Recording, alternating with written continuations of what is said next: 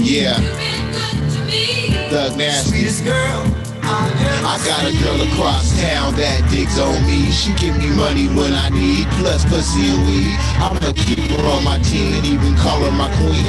Consummate her as my wife and even give her my seed, but I don't know yet. Commitment is something that I don't really know yet. I'm not ready to get rid of all of my hoes yet. I got a stable of freaks, they're not petite with their physiques. I'd rather have it sweet. I'll put a lady in the streets into a super freak between the sheets.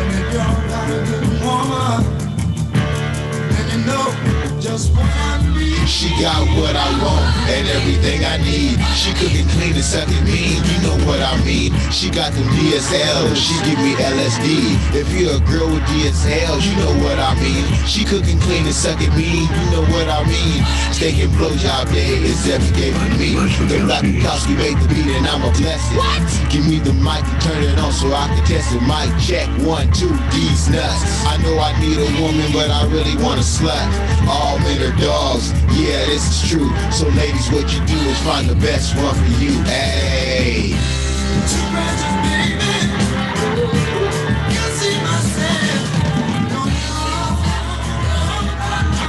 Time is a funny thing. Time is a very peculiar item.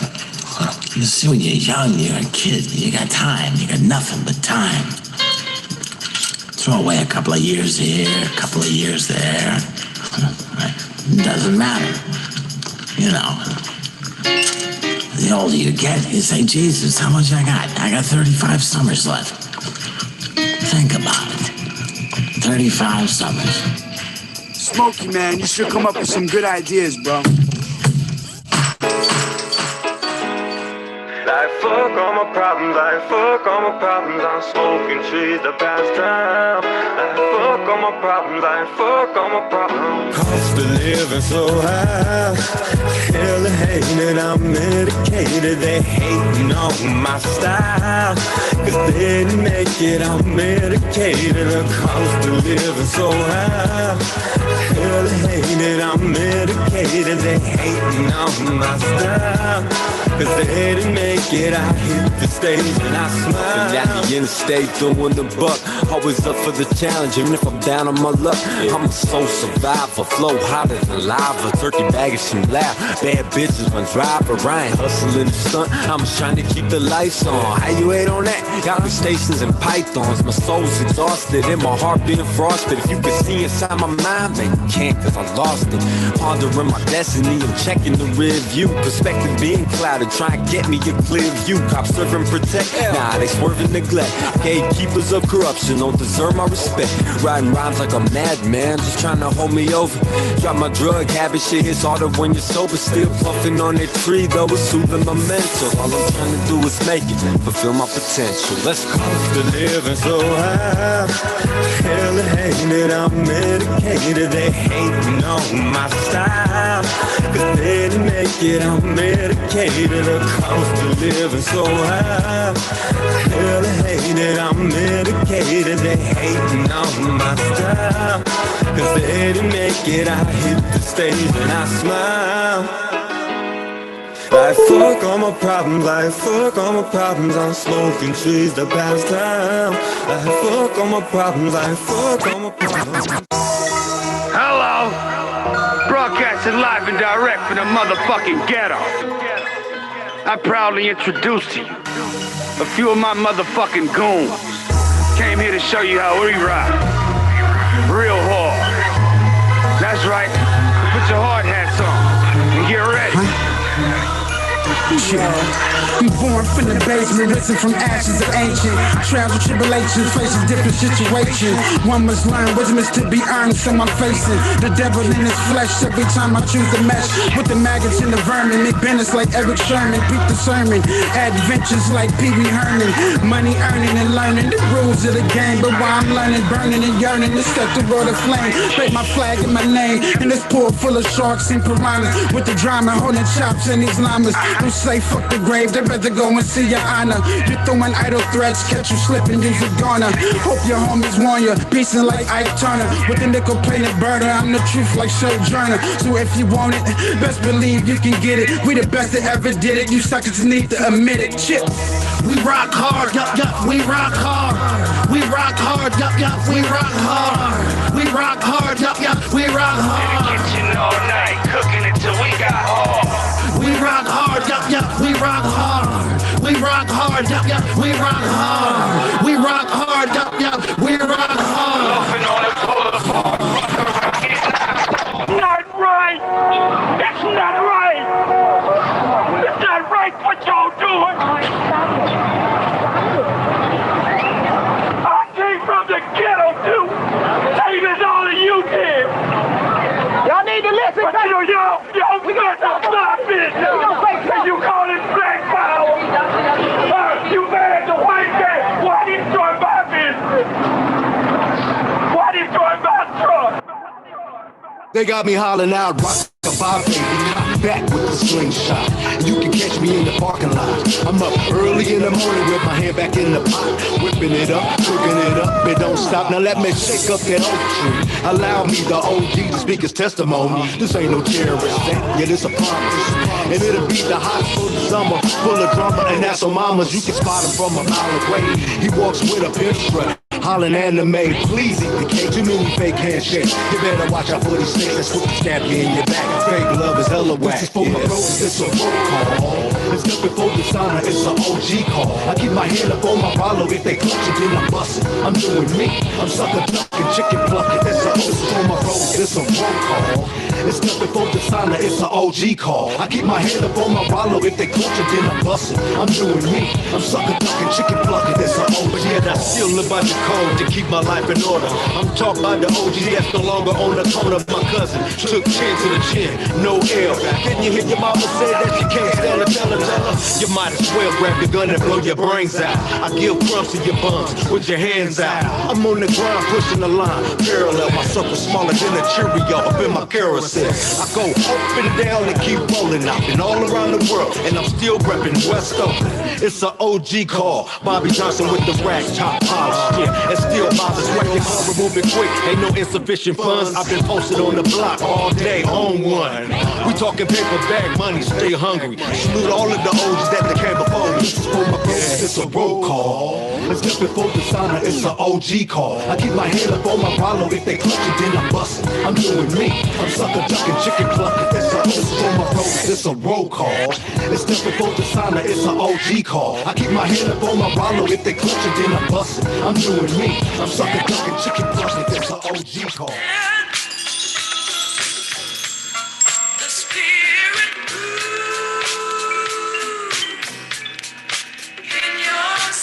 It all started back in 74, and I was raised by a family of four. Me, moms and pops and big bro, and I was raised on the west side, oh. Back then it wasn't no YouTube. We got our news from the local Tribune.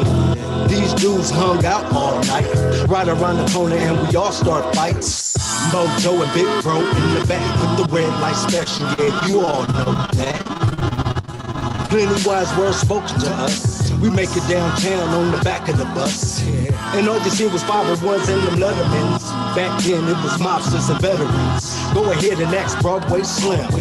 Put a licks on them tricks, sniffing trims. We talking matinee, Roxy's and Lux, hopping fences, hitting flips and doing chucks. And we ain't worried about a damn thing. We knuckle up, ain't no need for the bang bang. No gangs, just turfs. You want funk, we leave your shoulder than a smurf, huh? Joy and pain came straight from Maze. And man, I tell you, it ain't nothing like them good days. Hey, this your boy DJ Bro. You watching Anna's Historical Podcast Radio. You listen to Brody. Shout out to Brody Lowe. We're gonna keep this going. We're about to start the show in about 10 minutes. So let's keep going. It's your boy DJ Bro and Historical Podcast Radio. 5-finger discounts in the crossfade. When your homeless crack house was like a luxury. Resting well, rats up in the wall, don't even bother me. Pops is smoking Grimmy, so it's hard for him to bother me. The Marco asked if I'ma die with it. I told him probably. Bruh shit, he said that shit'll kill me. No fake love will, I'm coming for him. No one is exempt when it's a woman scorn. Finally satisfied with the satisfaction of moving forward. Before I was hungry, I eat these beats, now I'm connoisseur. I predict the future, a dream deferred, that's the Polaroid. Now I shake this shit like I shake these haters. 2 fingers to the sky, see you later. I'm chasing paper, that's word to money. I can't stand no phony nigga, word to my environment. 1 finger to the dome, these niggas partially a requirement. I remember on 33Z, they used to tease me with proteins up on my feet. Now I'm making shit look easy. Take the 82 L to smoke and enjoy the scenery. From the haystack to the east is where we go to kick it. Word to High Street and Aqua Vista. Playing hide and seek or hide, go get it with the chickens. Whichever, whenever, we felt for the weather, the mood was set right. Just a couple kids on some rollerblades, BMX bikes. Chilling with the homies in the backyard having water fights. No, it wasn't easy, but I swear it was the good life. It ain't nothing like the good days. It ain't nothing like the good days. It ain't nothing like the good days. Extend the verses while we're rocking out the house parties. It ain't nothing like the good days. It ain't nothing like the good days. It ain't nothing like the good days. Extend the verses while we're rocking out the house parties. Your love to me is very serious. I'm tender when I look into your eyes and say I love you.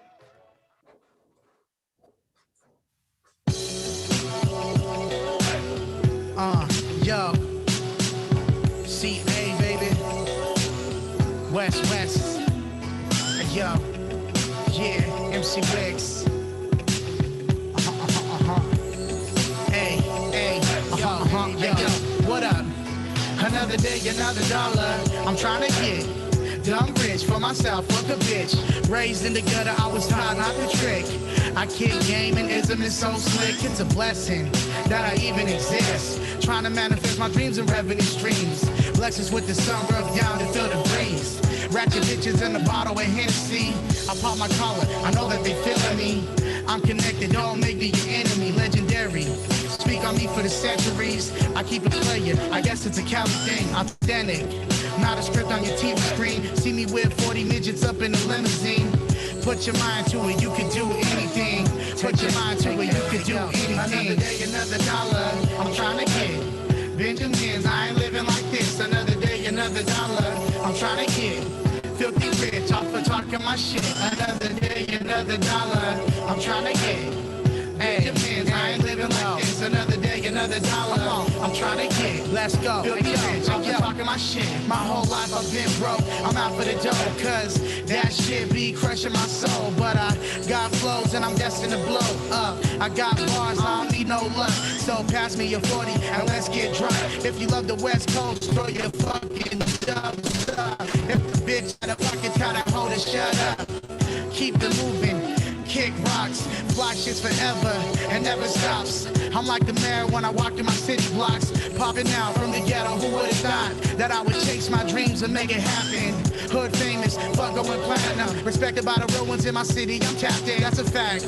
I ain't lying, I acting, gotta keep it 1,000, always get to the action. Another day, another dollar, I'm trying to get Benjamins, I ain't living like this. Another day, another dollar, I'm trying to get filthy rich off of talking my shit. Another day, another dollar, I'm trying to get Benjamins, I ain't living like this. Another day, another dollar, I'm trying to get filthy rich off of talking my shit.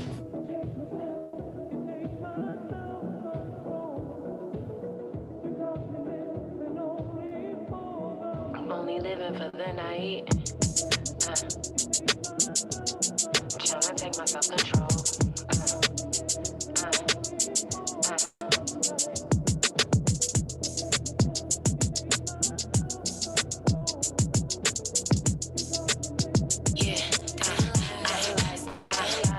So many poor people living in suppression. Funny how the rich always dying from depression. Life is a cold ass investment. Can't make it off your gifts, then you really not living in the present. At my darkest, I doubted. Judgment was clouded. Rapping not reciprocal. Expectation minimal. Never been a silly hoe. Santa only gave me cold pressure under fire. Made diamonds, baby, from my stove. I could overgrind, put in time, trying to show you that I shine. The world gon' let me roll on by. I know I'm divine.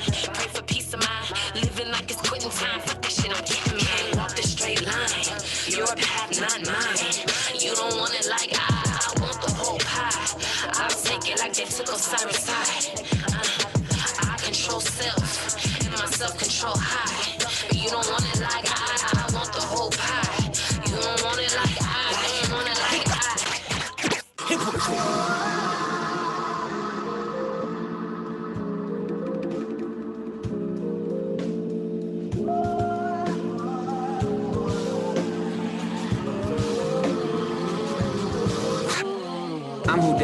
be. I'm what they gon' wanna see. Hoes gon' wanna date a nigga like myself and lights come on them, who they peep. I'm selling niggas a dream. I'm taking these bitches' innocence. Where did the world go wrong? I don't know when, I don't give a shit. All I know, give me my paper. All I know, give me my check. All of those who don't respect can suck a dick or meet the tech. Suckers get to meet the maker when we meet and not detect you sending threats. Put a hole in this esophagus for talking out the side his neck. I'm out here selling cocaine, eggs, Xanax, weed, even got the lean. I grew up inside the dope game. Me broke, what the fuck you mean? Couple $1,000s in my jeans, chopper in the trunk like a spare tire. Mama brought me hood on finest, to be honest, I still can't spell tight. Fuck a job, fuck good credit, fuck a loan if I can buy it, then it's dead it. Fuck love, fuck a girlfriend, matter of fact, after we fuck the fuck from around me. Fake hate, real niggas pound me, known for the iron like Robert Downey. Been the state feds in the county, y'all extra soft, y'all like bounty. Gold chain swing, put some rounds on the bins. In the kitchen at grandma's house cooking chicken, nigga whipping and whipping it. Finna pimp me a bitch, put a bitch on the script. While a week praise billions getting made, came from cup noodles to lobster and shrimp.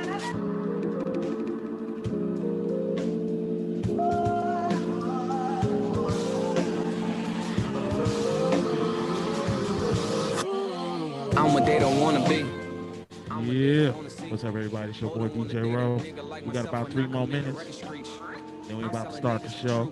And it's Historical Podcast Radio. You listening to that Jax Hypocrite. You know what? We're going to keep it going. Let's do it. And that's how I know that you stuck. Black nigga never killed a member of the clan, but killing his own fam. Never commit a crime out the country or another state, only in homeland. Stressing his mama while she support him. She second guessed her option to abort him. His daddy a pimpin' killer, but they caught him. Independent women, household bought him, suffer from lack of identity. BT a nigga remedy. Niggas be shopping that look like they popping and on the low, those women tendencies. Build credit, why buy wealth when you rent a place and you still working? Lease it, fam, build yourself a plan so when you trade it in, shit is still worth it. Real femi fake hate a nigga. Want to judge and debate a shit. I know the system that created niggas, the reason behind all this craziness. So open up a book. Let the spirit get empowered. Watch a fake coward as the power towers bloom like a flower, nigga. Stop all that nigga shit. Stop being ignorant. I bet when you finish it, you will bear witness that you been listening to hypocrites.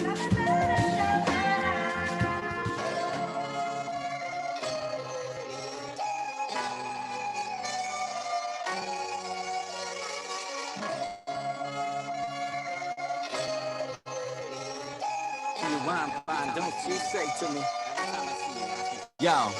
I remind to you I'm fine, don't you say to me, is everything cool? I say I'm just dandy. Hand me the time I come back with a paper saying scribbled up lines from the calculator when I got it twisted. Then I watch it get a bubbly bliss of getting paid to stay though. I'm out take a photo, picture this. Balloons and a gift with buffoons who wanna spit. I'm drinking whiskey out of fist, swaying side to side, yelling out about a dirt bike. So I'm out of this bitch in the first 5. Girl on the right, check, phone roll tight, checking. Maybe we could find the time and talk about connecting. Coffee, no, maybe sloppy Joe. Cold shoulder, the cons, let us talk about the pros. Predictions right, foresight on point. To get out of my ways, a new phrase to coin. I said, hey, Jam, I gotta know what's up. I said, no to rush, I didn't draw the flush. I didn't take the bus, I didn't make a fuss. I didn't shake it up, I didn't make enough. I said, hey, Jam, I gotta know what's up. I didn't know to rush, I didn't draw the flush. I didn't take the bus, I didn't make a fuss. I didn't shake it up. Yo, I didn't know what I had inside of my skull. A big lump of thoughts with a little more potential than I first realized and I first knew when I first found out. Wow, now burst through. Could I chain react? Maybe not, but I'll have fun. Trying to turn minds on, trying to get the brights on. Barely make a bygone when I leave Kai gone. Sushi, water views till the sun's gone. What the hell's wrong? Got a glass to the brim, sunshine, stay sunglasses with a grin. Couldn't be nothing else. In 84 degrees with the water right there, bringing in a fresh breeze off. Throw myself in a state so tranquil. You would think I'm by the river in the hills. For real, I can't believe that. You came back around, brainwave nice like another man. I said, hey, Jan. I said, hey, Jan. I said, hey, Jan. Hey, Jan. I said, hey, Jan. I said, hey, Jan. I said, hey, Jan. I said, hey, yo. Yo, yo, yo, what's up, everybody? It's your boy DJ Ro. It's about that time. Anna's Historical Podcast Radio. Let's do it. Global History Radio. How you doing, Roselle? Good, good, good. Just going to start my Facebook Live here. Hey, everybody. Good to see you. Good to see everybody. We're on Facebook Live and we're on YouTube. If you want to, just making sure it's showing up public here. If you want to hear the music, you should hop over to YouTube. I have that going on my, posted on my page here, and you can hear some of the music. We have a very cool show planned for tonight.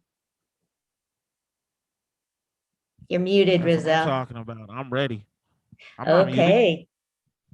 Oh yeah, you just weren't saying anything. Okay, so it has been 7 months since the January 6th insurrection.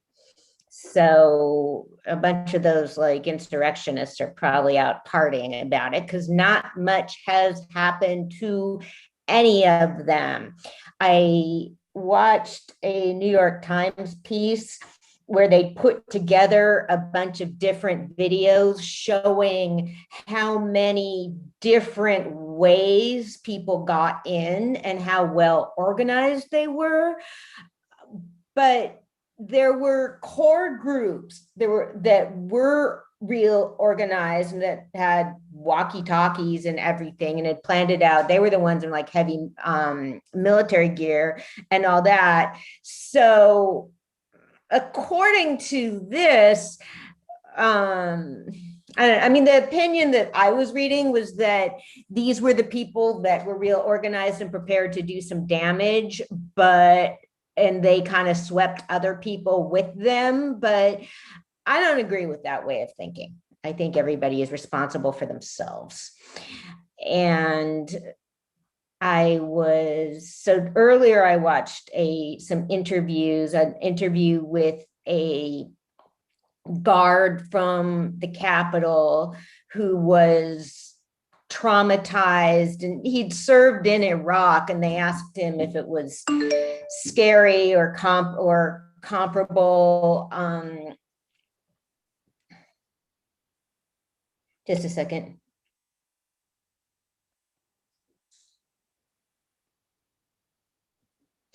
If it was comparable, and I mean, he said it was just different. And I mean, basically, this has really emboldened the movement. We have the head of the FBI saying that this is a white supremacist movement. And, you know, I mean, something's got to be pretty obvious by the time the government says it. So, and then I watched somebody, I don't know, I mean, none of them are being charged with insurrection. And so far, no politicians or elected officials that were at the Capitol that day, it said that were charged, but there were lots of elected officials that were there, you know, that had gone there from some of these places. So democracy is fragile. And when you look at the fact that the land of the free hasn't ever even been free for everyone, so it's less of a democracy than some people would like to believe. So it's even less stable than popular imagination. I mean, you could say we never really had democracy. We did not have democracy for everyone. So it could just be a failed thing.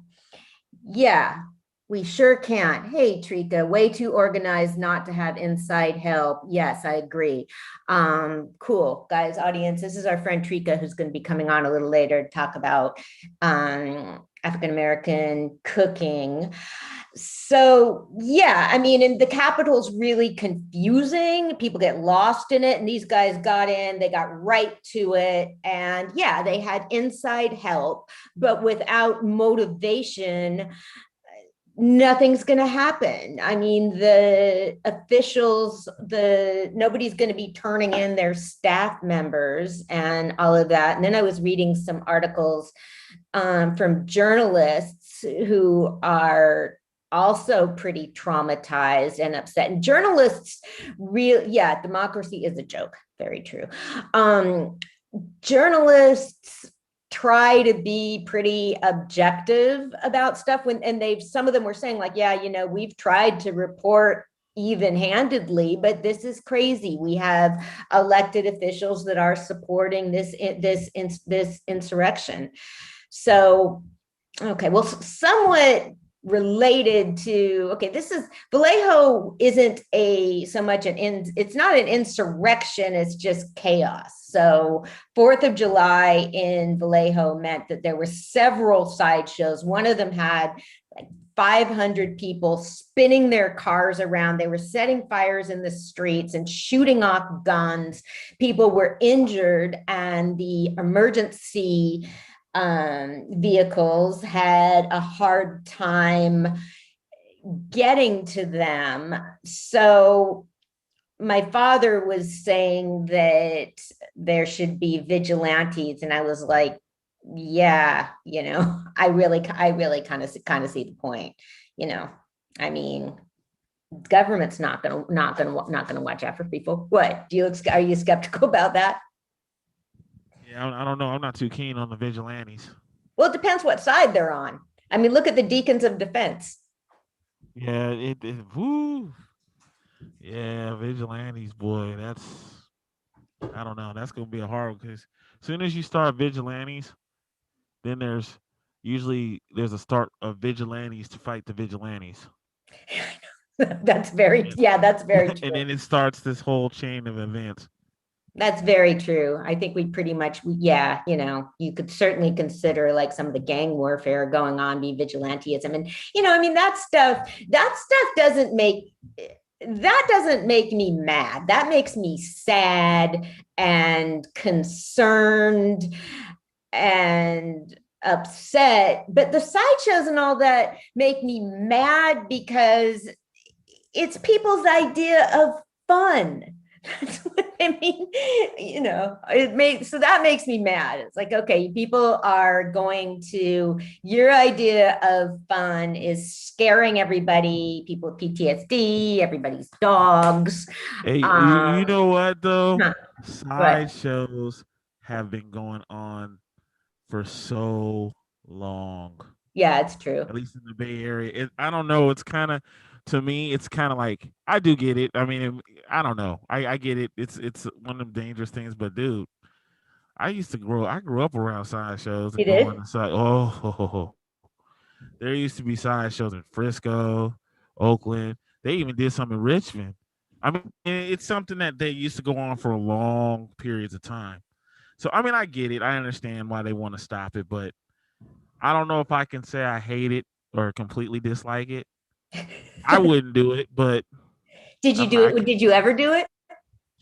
I ain't gonna comment on all that, but I'll just say that I don't hate sideshows. I'll just say I don't hate them.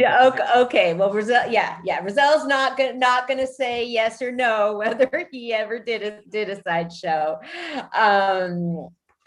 Okay, so that's sideshows. That's Vallejo. Well, I mean, it's not. It bothers me more that people are setting that there's fireworks that there's in the dry brush, and yeah, that there's fires getting started and all that, but yeah. I mean, I certainly have. Yeah, I have my car friends are back in the Northwest. They'd probably think it was pretty fucking cool. Okay, so kind of relate. Well, one of the things that related to, as you were saying, when we talk about vigilantism, forget I said anything, because vigilantism is taken up by the wrong people, basically. So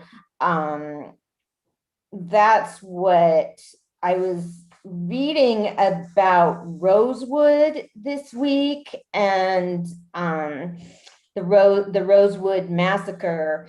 And there is actually some of the interviews with people, and how the state of Florida, there was an initiative to pay to issue an apology. So nobody's gotten reparations or anything. So that happened. And one of the things that was said by one of the survivors, what I've read from some survivors, is that they don't want some of the survivors don't want it to be called a massacre. They want to be called a riot, because they were like, we gave as good as we got. I mean, these guys want it to be known that, yeah, they were out there with their weapons too.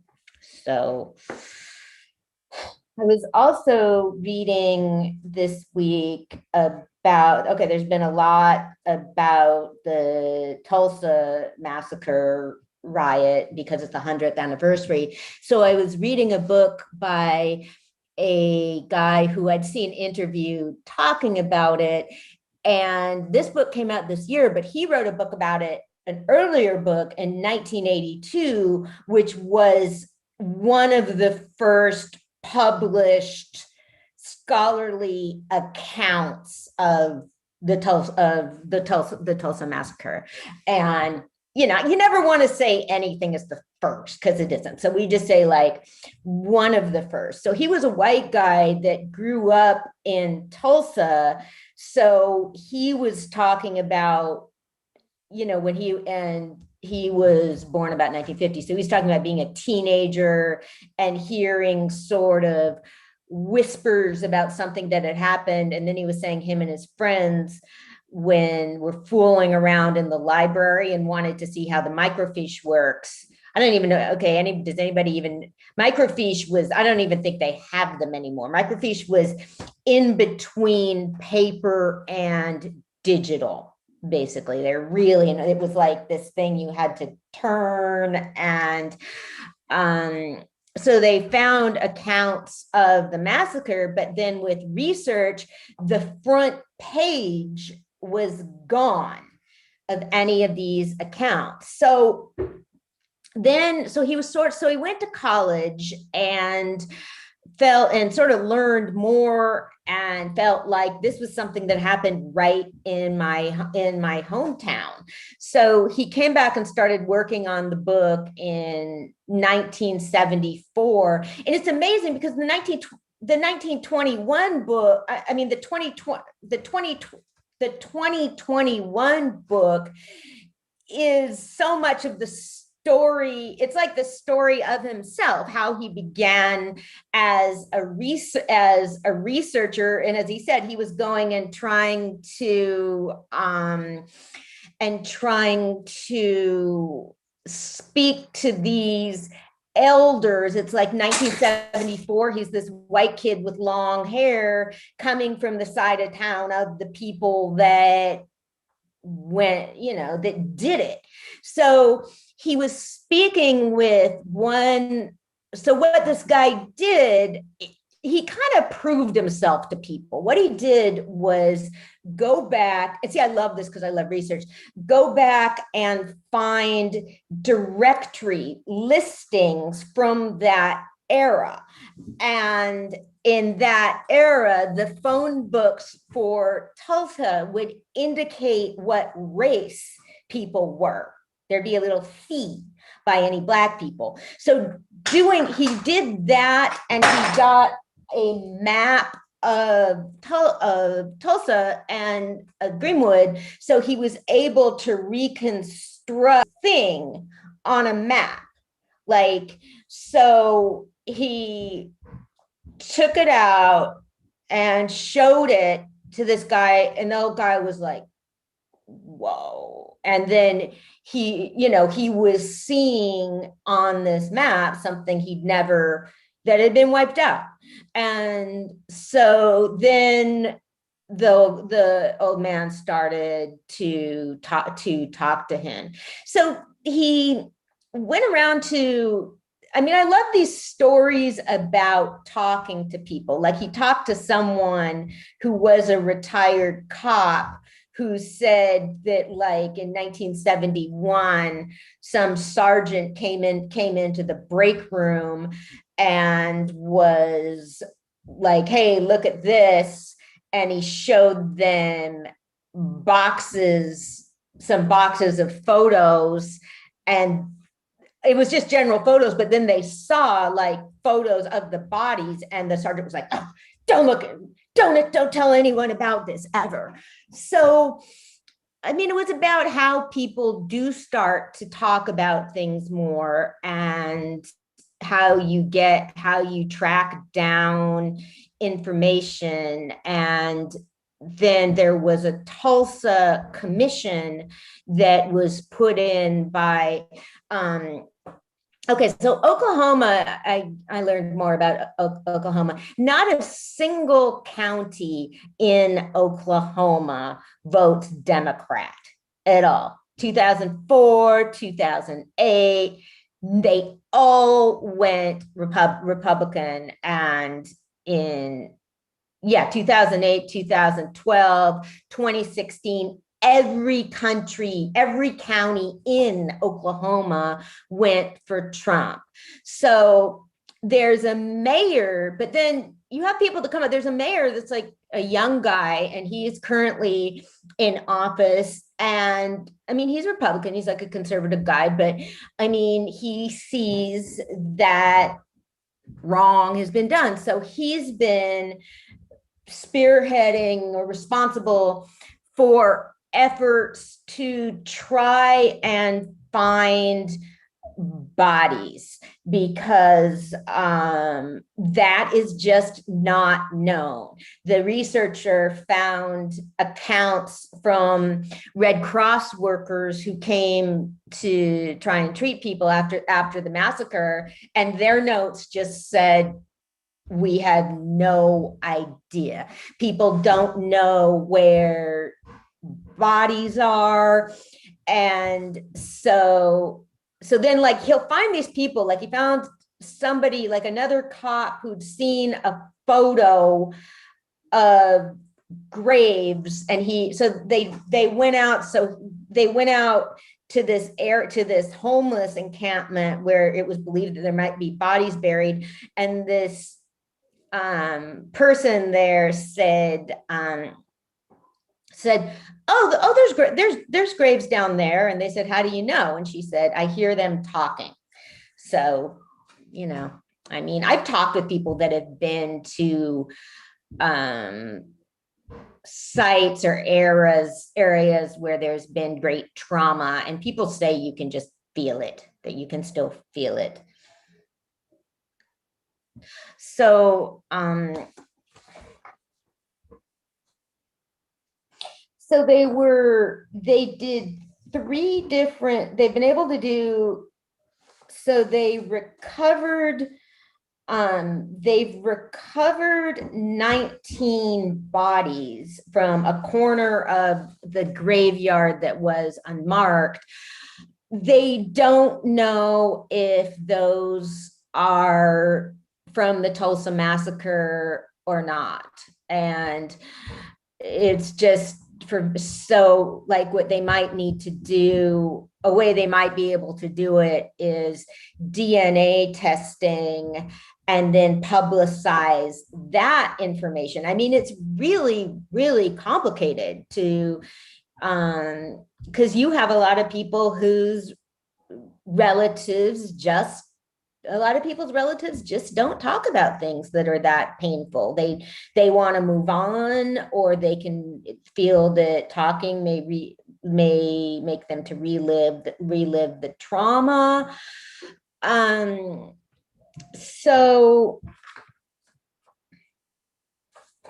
that was okay. So so what they did was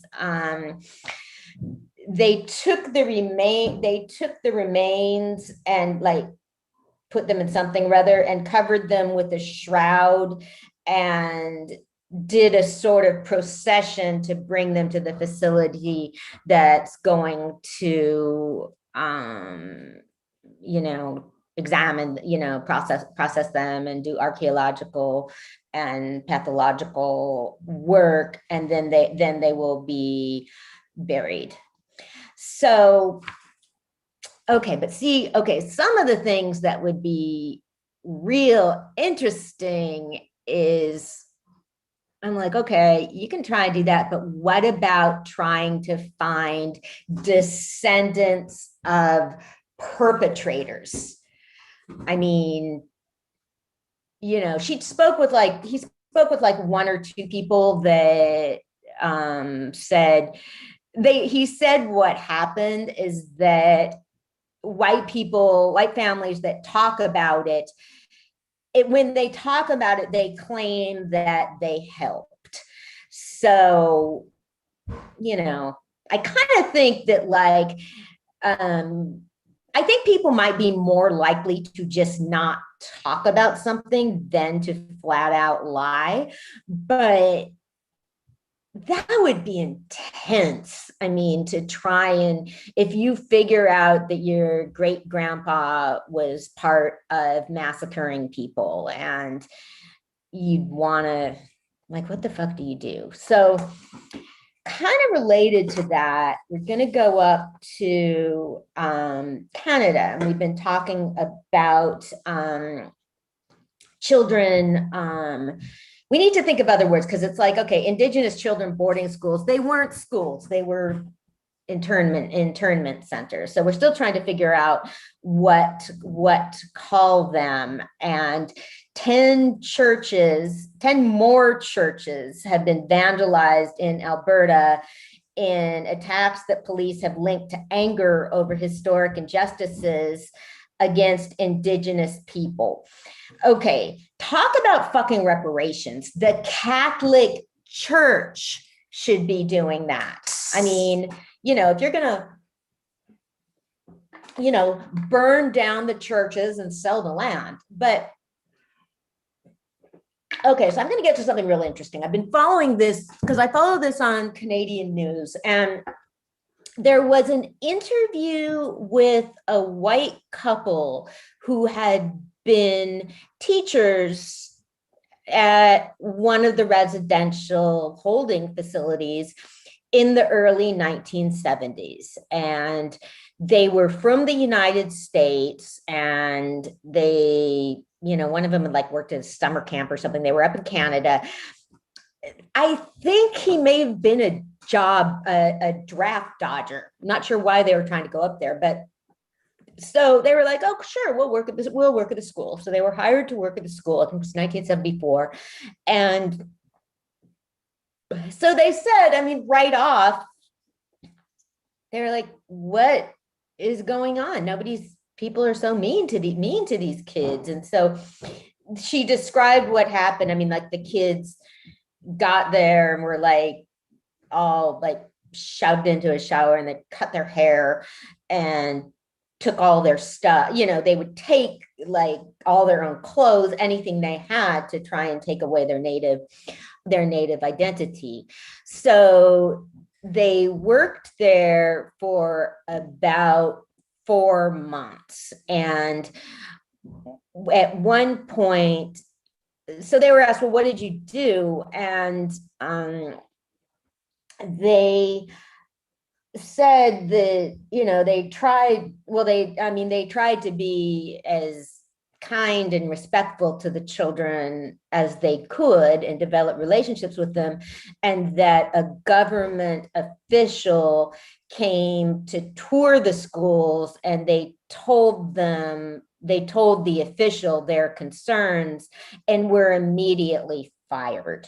So they said that they tried to keep in touch with some of the children that they knew, and that it wasn't even like the school was right in the same area as the kids' families. I mean, they didn't even so they and they said that they tried to do that, but as they got older, there began to be more and more mistrust, and that they spoke to an indigenous priest who was there working with the families. But okay, here you go. Did your parents ever talk to you about being old, about when you're old and you think back on your life, how are you gonna feel about what you did? Yeah, they said that. Yeah. They said, Yeah. So they kind of told me, so make sure you do stuff that you're proud of, Yeah. that you'll be happy, and also try to do everything you want to do, so you can say you've done what you wanted to do. Because when you get older, you might not be able to do it. So yeah. My mom would talk about, when you look back, think about, are you going to be the kind of the person that you want to be? And, you want to look back and think that you did the right thing. And if you're a white person with any conscience, you're going to want to look back and think like, did I do the right thing? Did I do everything I could? So here's these. And so the newscaster asked these people if they had regrets, if they wished they'd done something different. So that was just amazing to me, because I mean, that's a question that is just one of the big questions in life. When you look back and think, like, what if I'd done this differently? Would things have turned out differently? So here they are being asked that question on national TV.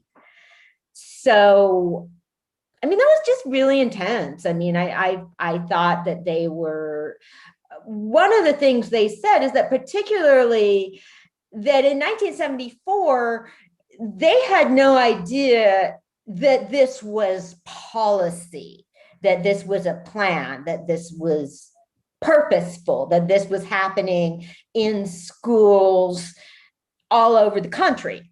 That it was a policy. So, and that's just and they were trying. So, and that's something, I mean, if you're like a young person working in a school in 1974, you're just, you can think like, okay, this school's real fucked up, but you're not going to necessarily think that that this is an entire government policy.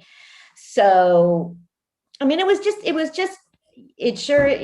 it absolutely is, Drika. So it sure is. I mean, it made me think about that, so I just really applaud them for going on TV and speaking about that. So, okay. And so then back to stolen children, between 1976 and 1983, the military dictatorship in Argentina kidnapped children.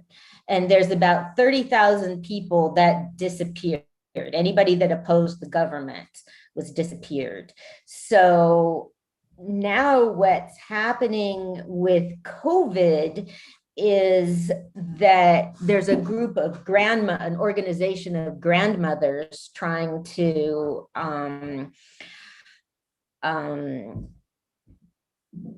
track it. So what they're doing is trying to track people through, because asking people when they take their COVID vaccination to post a picture, and that if you so they can try and find them. Like the name, like so far 130 children who were born in captivity have been restored, because they try and get this message out. See, I was talking about this because it's not even, I mean, a lot of these children were like sent overseas. They aren't even in Argentina. So, I mean, they just try and publicize if there's something, if you're wondering who you are, if you think that your parents lied to you about who you are. I just realized I'm totally blurry. Okay. Okay. And so that would just be hell. I mean, you know, if you find out that, you know, you need to think like, okay, were my parents just incredibly naive not to realize that this kid you adopted like was stolen from a dissident?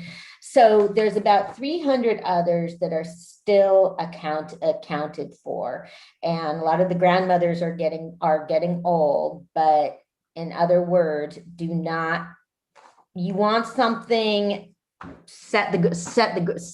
effort is more than nothing. That you want, have grandma do it. Stolen. Yeah, and it's the systematic, it's considered a crime of against humanity. Okay, here's something a little bit more cheerful. An animal charity in the UK is planning to fly 13 elephants to Kenya to rewild them in what it claims is a world first. They're going to fly elephants back to Kenya, which is wild. But the part I thought was great was, so the director of the program said, once they get out there, they are going to be so happy wandering about, meeting other wild elephants, breeding. So I am seriously going to be following this. And so I am wishing the elephants well, and that they have a good social life when they get back to Kenya. Nice. Yeah. So, okay, so we're going to go back to the Supreme Court a little bit. In a major voting rights case, the court split along conservative liberal lines to further gut the landmark 1965 Voting Rights Act by making it easier for states to enact restrictive voting laws. So yeah, so we were talking about that, but that's always the justification for people like, oh, the state, and here's the question I always have, because this is like this with every issue, with abortion, with gay marriage. People are like, oh, you're imposing on the states. I would just go, okay, call their bluff. Go to the state, because there is money behind any of these lobbying efforts. There's a lot of money that's being put into national efforts, and so put it into the states. That is what I would like them to see. Like, okay, if people like, you say it's the states, fine, sue the states. And because otherwise they can just cop it up. It's like, you know, if the Supreme Court rules that something is going to the states, they just kick it back and the states do what they want. And so this was, they split along conservative liberal lines. And so they're making it easier for states to enact restricting voting laws, and much harder for voting rights activists, including the Biden administration, to challenge laws that are increasingly being passed in Republican dominated states. We'll challenge them, okay? Like, yes, it's hard. Of course it's hard, but don't just like put it off on the Supreme Court. On the same day, the court sided with rich donors in California who claimed that they had a First Amendment right not to disclose to the state attorney general's office their large contributions to nonprofits. That's something I'm not totally, I'm not fired up. Too fired up about that either way, really. I mean, I don't know. I mean, the idea is if you you're supposed to know where people are getting their money from. You're supposed to know that, so that, but you're gonna make your decision based on what they do. So if you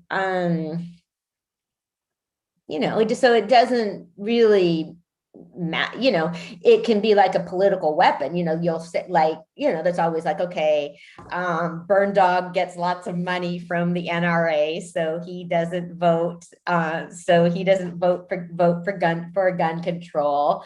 Marco Rubio, you'll talk about which politicians get money from pharmaceutical companies. So, but I don't know. I mean, I think individuals possibly have a right to keep their donations private. Not everybody should I mean, so yeah. And then, but okay, this is by a 6-3 vote along ideological lines. The court's conservatives struck down a law enacted nearly 50 years ago after a campaign. A law was enacted 50 years ago by Cesar Chavez, and it allowed union organizers to enter farms to speak to workers during non-working hours. So they're claiming that it's private property. So not only does that affect union workers, I think that could affect possibly health workers. I mean, people coming to try and give them information. In the past, Seattle was having this, there were people trying to come give farm workers water during the heat wave and during other times too. So I don't know, 6-3 vote, but yeah, so I don't know. I mean, we'll see what happens. So in the Washington Post released on Sunday found that 86% of Democrats, but only 45% of Republicans have received at least one COVID shot. I don't get it. I just don't get it.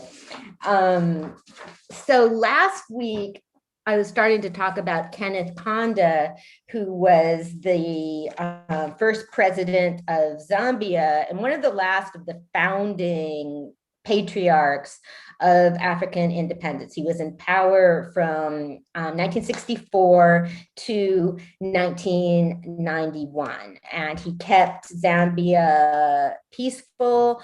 And he made a law that there could only be one political party, his. So that's questionable, but I mean, having more than one political party sure as hell doesn't keep anything from being corrupt. So he, and one of the things he did that was his son, so he advocated all over the country for other African nations. And he went public when his son died of AIDS, which is a real big deal. But okay, so at his funeral, James Duddridge, the UK's I feel so bad for this guy. James Duddridge, the UK's Minister for Africa, appeared to confuse Zimbabwe with Zambia in a speech at the funeral of Kenneth Kaunda. I feel so bad for him. He was like he's giving a speech and he says Zimbabwe instead of Zambia. And so then, of course, people are going to get all hysterical. Like he thinks all of Africa's the same. I mean, I fucking mixed my words. I mean, fortunately, I'm not the UK minister, but I did that last week. I said Zimbabwe by mistake instead of Zambia. So, I mean, I feel real bad for the guy. I think you need to look at the kind of person he is, not just like, that is a real problem with the effort is with the internet age of everybody getting caught with something.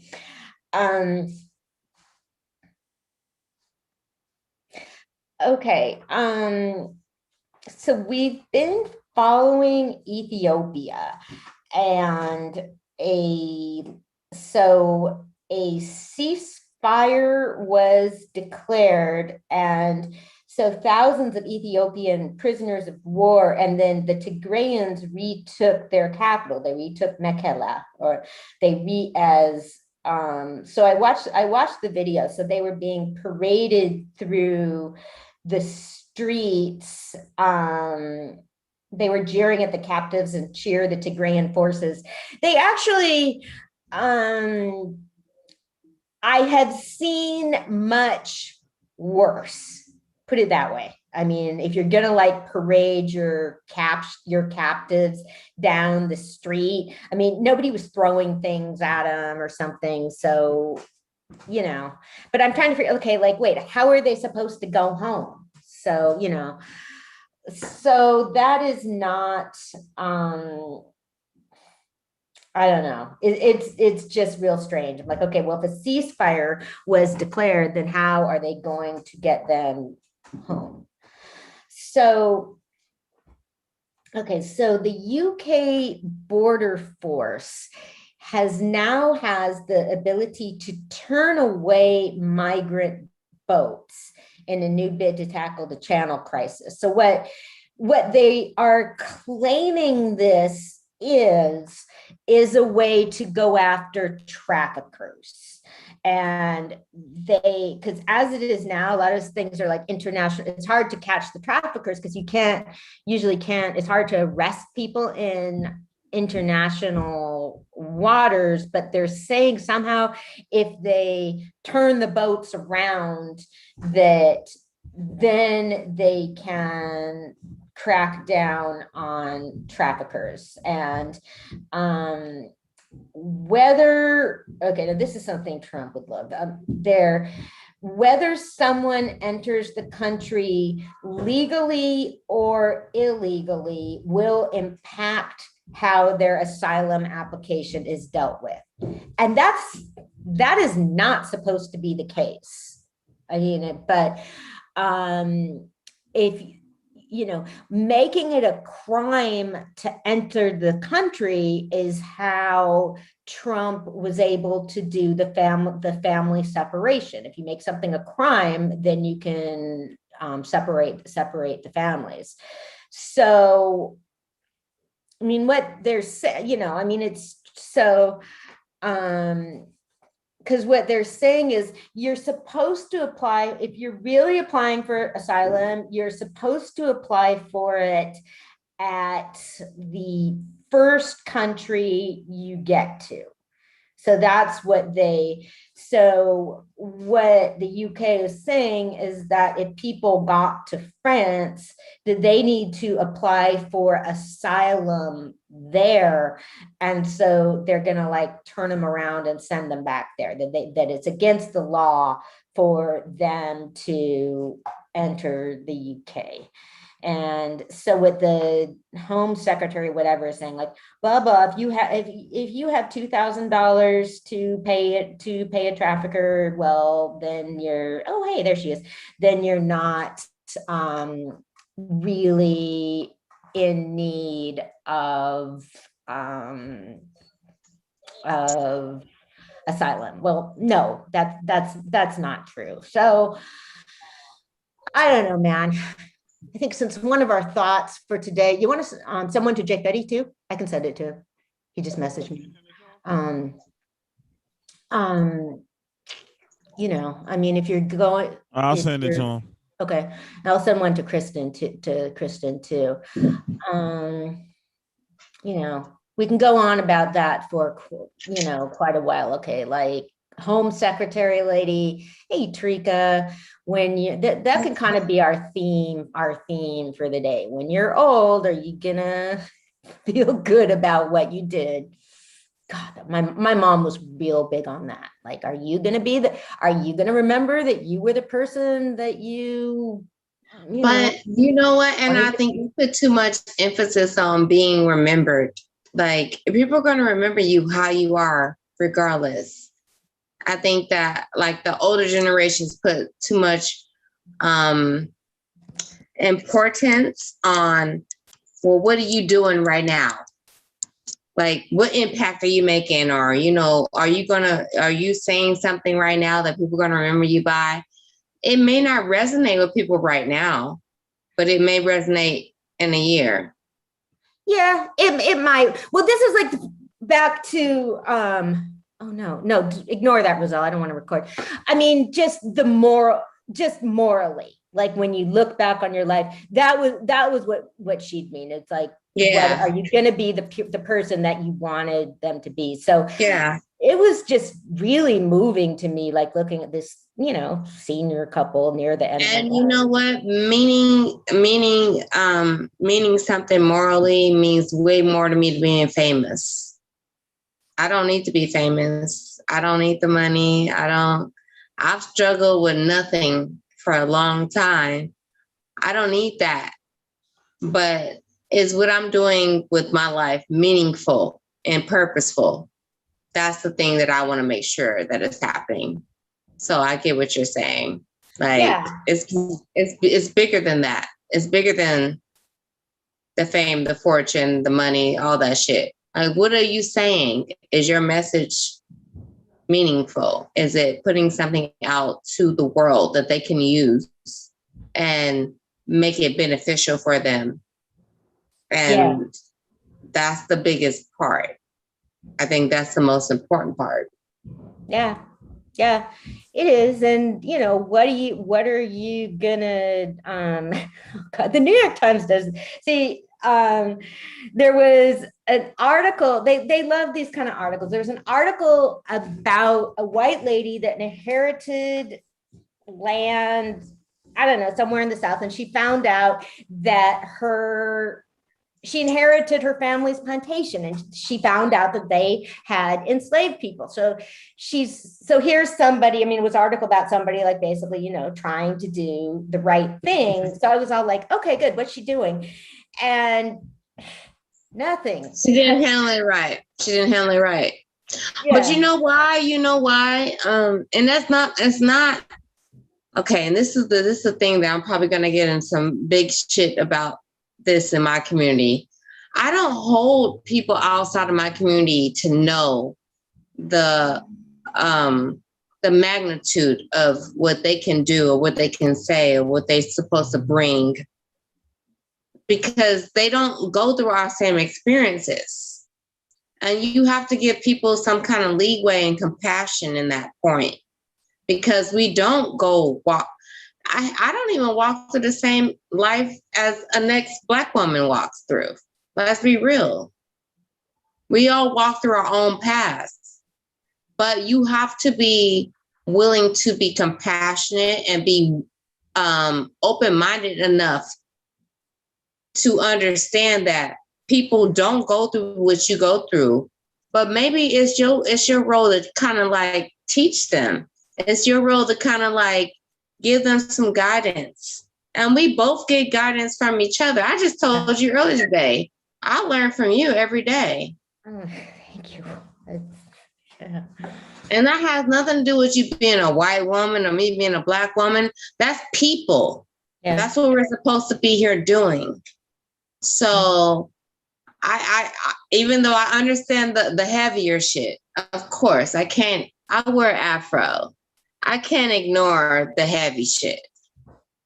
But at the same time, I can't allow the heavy shit to hold me down, because it's so much bigger and better for us out here as people being together. And I don't think people realize that, like, if we all came together, this government wouldn't be shit. Yeah. Little bitches. That's what I called them. You little bitches, go sit down. We got it. We gonna run it. Because we're gonna take care of people like people supposed to be taken care of. And it's not about the money. It's not about who's bigger. It's not about who's better. I'm sorry. I totally jumped on your podcast way earlier than I'm supposed to, Anna. That's cool. No, that's cool. I mean, you know, I appreciated you chiming in on the Tulsa about Tulsa, because that's just such They'll never teach that in the schools. You know why they won't teach it? It's not that they won't teach it because of Black kids. They're going to teach it because of people. Because it shows people that you can step out of the boundaries and limitations that those that are stronger or powerful than you have on you. You can step out of that and go get your own shit. That's Tulsa. They do a lot more so now, because that's one of the things about reading a book like the guy, you know, because his book had come out in 1984, then in 2021. So he was talking about all the like news stuff he's done. So it is taught a lot more. And like with the indigenous schools, you know, I mean, when I was a kid, you were still getting like the total bullshit about the United States. And honestly, Anna, we are still getting the total bullshit.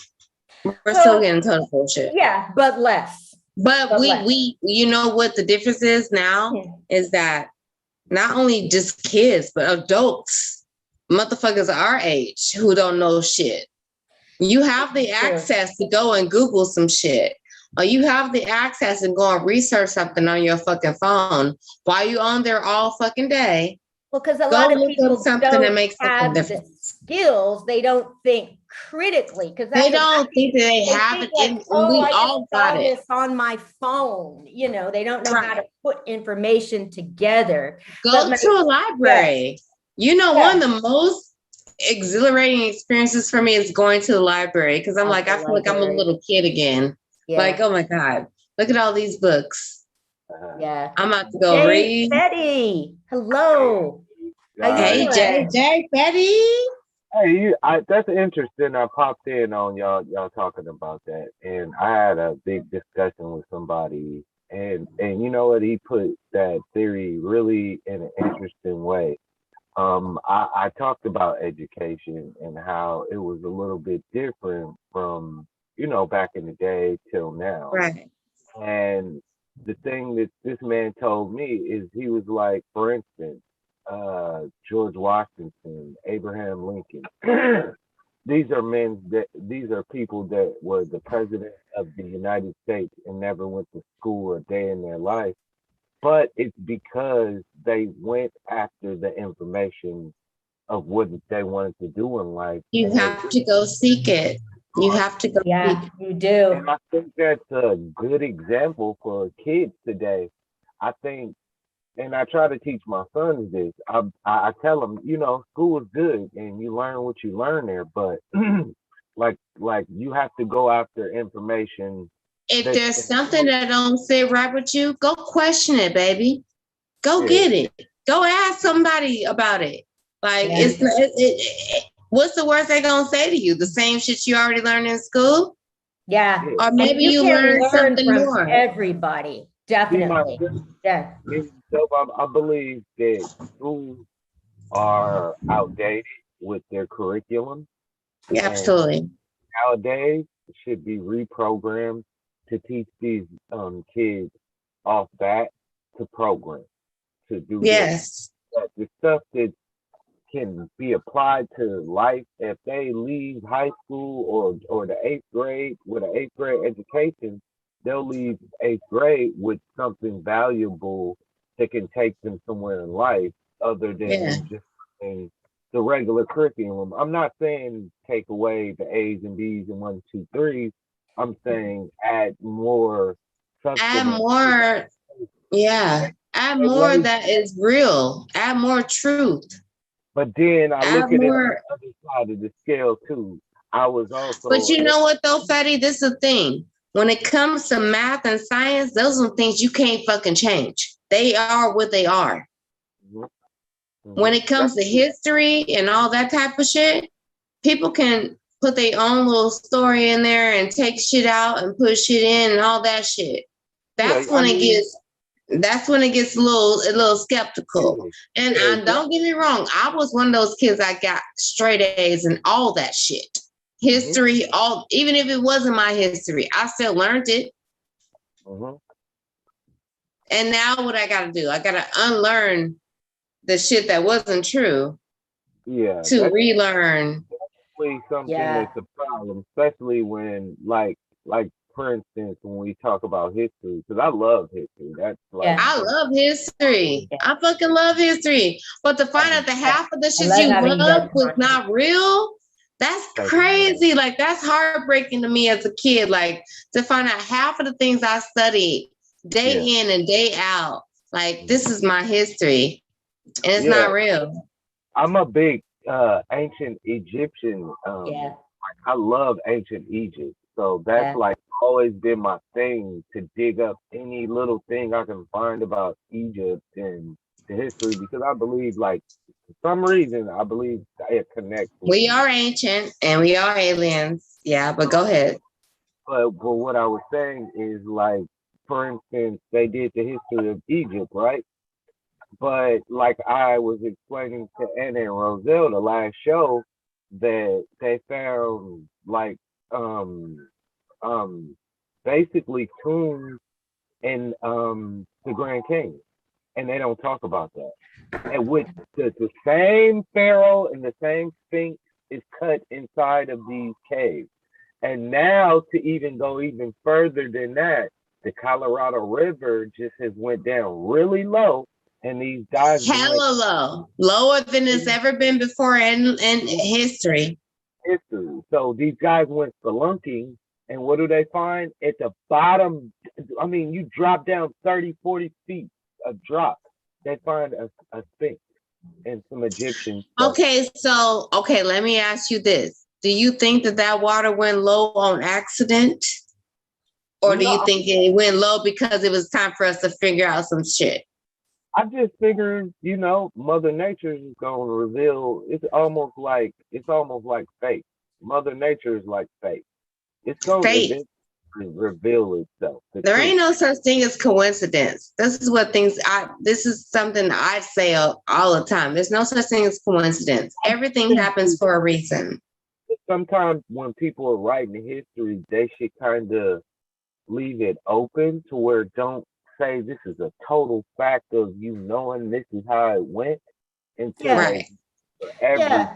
Because sometimes even something, because Trika, you're talking, what you were taught that wasn't right, that's part of history now too. So yes.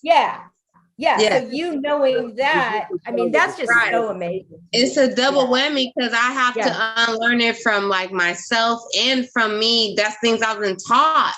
It's been fed to me. Well, do you feel like you were taught flat out lies, or was it how things were taught? I think it was a combination of both. It was like a combination of flat out lies, and then I feel like my family taught me certain things for me to survive. Yeah. So like they knew the truth, but they ain't gonna tell me the whole truth, because if they know I knew the whole truth, I'm not gonna survive, because I'm gonna go out here and fight. You know what I'm saying? So it was a survival tactic in a way, but it's a combination of both, definitely. Definitely. Because when I look back at how I was taught in the 70s, we did not learn anything about the truth of what was going on with the Native Americans. But so now when I look at history, I look at what that was part of history, how things were taught. So how things were denied. It's just so crazy how they try to remove certain things from history because they're not tasteful or they're not favorable. You know what I'm saying? Like if it doesn't make everybody look good, then we just erase it. But a lot of the things that they try to erase are part of my culture. I am Native American. Yeah. I was born in the South. Yeah, that's I have a lot of things that are connected to these things that y'all trying to erase and displace. But this is a part of me, even though I still am a part of this culture, who is accepting of every color if you want to be. But I'm still, I'm a mutt. I tell people all the time, I'm a mutt.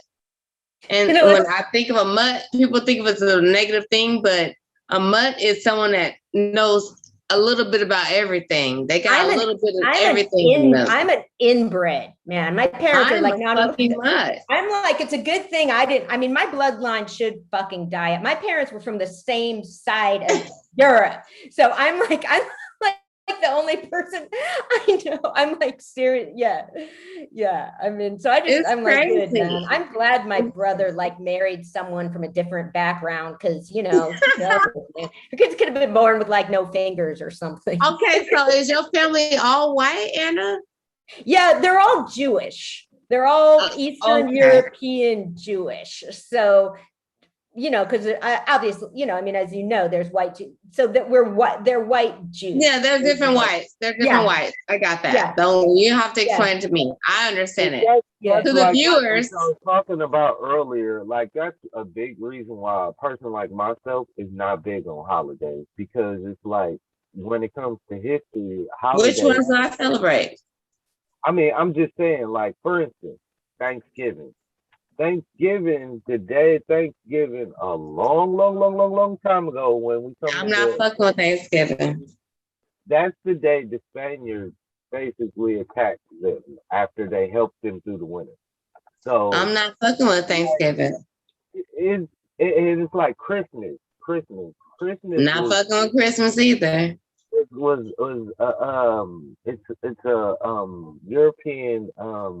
It's a European holiday that was created on Christmas, the original one. It's called Saturnalia. And if anybody knows anything about that, it's basically a day where all of the rich dudes mess around. Show off their money and buy hella gifts and all that shit. That's how that gifts putting on the tree shit happen. Ain't no fucking Santa coming down the chimney. I never even lived in a house with a chimney. So what the fuck are you talking about Christmas? And they talk about it's about Jesus. No, it's not about Jesus. It's not about Jesus at all. Supposed to be born in the spring. Not the I'm just that's why I like to look at history sometimes, and I like to learn it to see how much bullshit there is. Because you'd be so surprised at how much you really learn when you really look at it for what it's really worth, instead of what everybody see it as. Like everybody look at Easter or Christmas and all them holidays for all this little buying the gifts and shit, getting Easter baskets and getting presents and stuff. But y'all don't really even look at the story behind the actual days. And to realize like a lot of this shit is fucking made up. It's not no real celebration. It sure isn't. How you doing? You haven't been on for a while. You know everybody?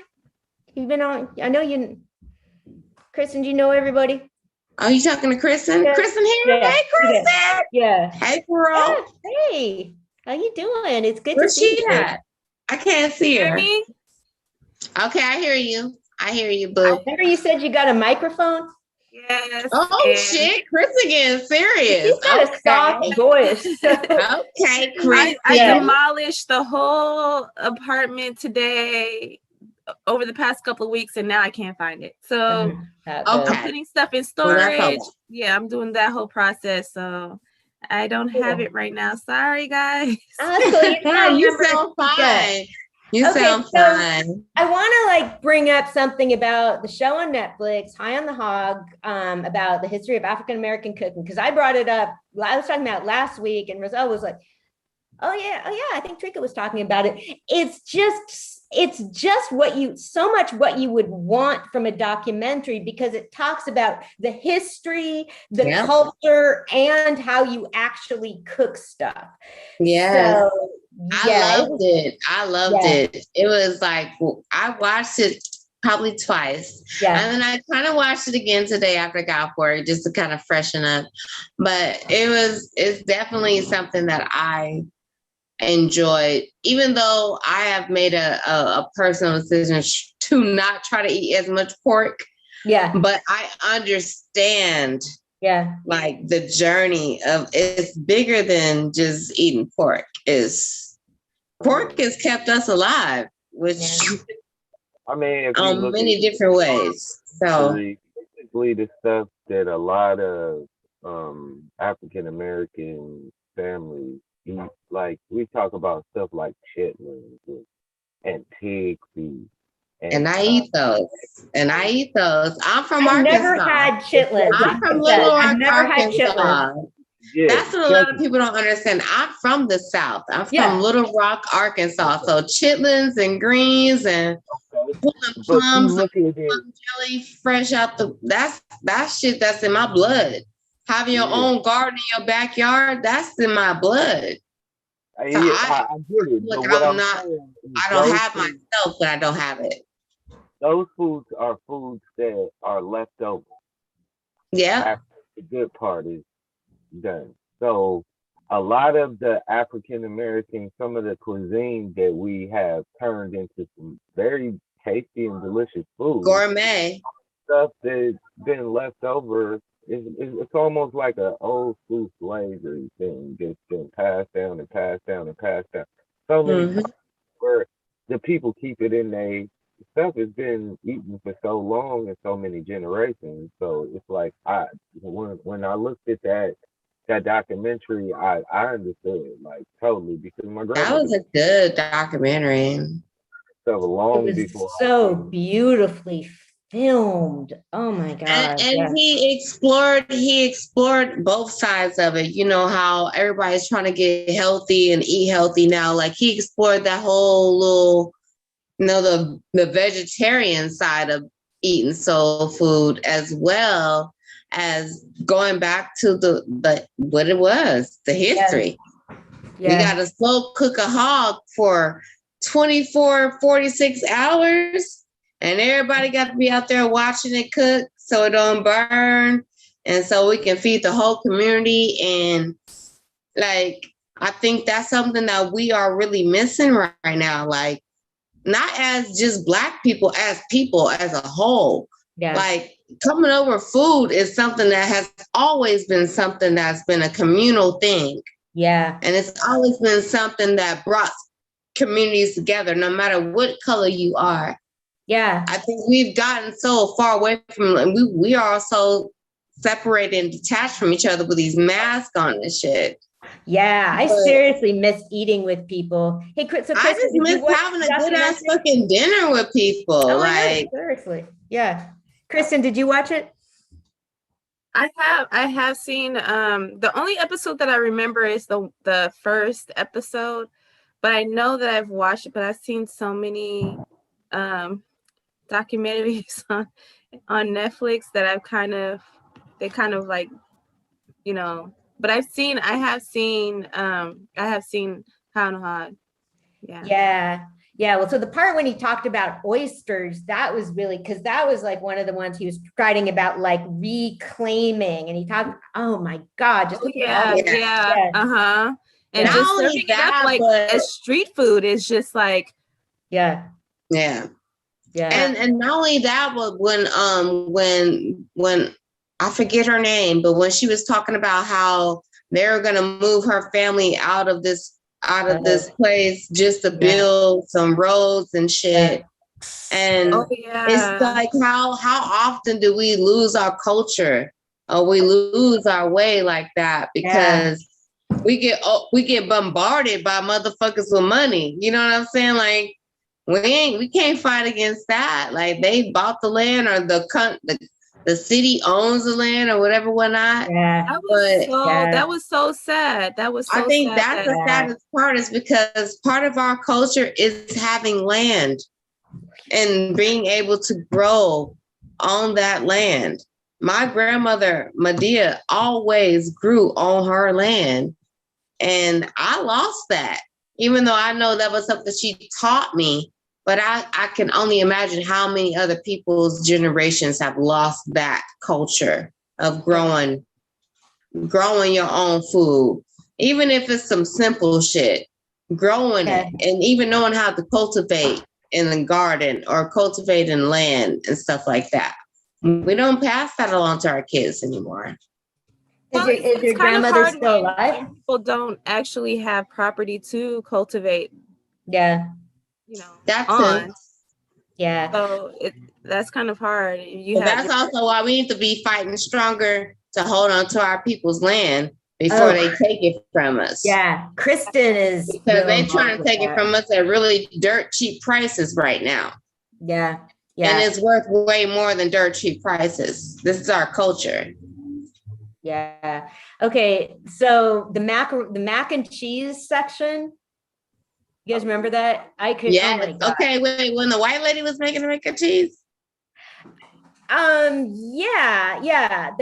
And it was like supposedly in the palace or whatever. Yeah. And okay, she cooked the macaroni in half water, half milk. And I always do that. Really? Yes. I thought that's how you're supposed to make macaroni and cheese. I want to try that. Who the fuck? What? Yeah. I've never heard of that. A little bit of milk and a little bit of water. I got a whole lot of tricks and shit for cooking and reheating shit. But yeah, but when you boil noodles in the milk and the water, it give it a little bit more texture and No. You boil the noodles in a little bit of oil and put some salt in it. No, that's like California. That's how I do it. That's No, that's that California shit. I'm Southern. No, my grandmother is from Arkansas, so stop. Okay, well, you're supposed to put a little bit of milk in there, and you're supposed to put some water and the salt, and then you boil the noodles in that, and then you drain them, and then you put the sauce. Okay, are we really gonna go back and forth about some mac and cheese right now? Because we can have a cook-off. I bet you I'll beat you. I will taste the food. Yeah. Who's gonna comes down to it, I'll taste it. I'll taste it. You like mac and cheese? Yeah. Yeah. When is the cook-off going to happen? You, Ro, and Kristen, y'all gonna test it. We cooking off. Yeah. Patty. Yeah. I've never seen that. The duck soup cook-off is on right now. Let's go. I've never heard of anybody putting milk in the water. You gotta put the milk in there because it makes it more silky. Like, I don't know how to explain it. Hold on. Ro. I'll try it though. I'll try it. Seen moms get down. Have she ever put milk in the water when she was making her noodles? Come on, keep it real. Anna? Have you ever? I've never seen the milk and water mixed together. It's always been just water and a little bit of salt. Like about it. No, okay. Eastern European have like no fucking food culture. Y'all keep on talking. That's why I was inviting people on like, shit. My mom was like, there's no barbecue, there's no desserts, there is nothing. My mom would like cook a brisket and it was like fucking dry. There's no. So yeah, that's why I like everybody. I like all kinds of food. That's one reason I became a Christian, man. I don't like food. Well, Anna, you gonna eat good when we have our barbecue. We gonna cook everything. Shit. I'm gonna pull out the kitchen sink for you. When's this going down? I don't know, but we're gonna make it happen. Like the little blue mac and cheese in the box, the little mac and cheese in the box, you do put the milk in the water. I mean, I don't do mac and cheese in the box. How dare you disrespect me like that right now, Fetty? I'm trying to save it. How dare you? You should be ashamed of yourself. I'm going to forgive you because you're my friend, but I don't eat Kraft macaroni and cheese. Boo, boo.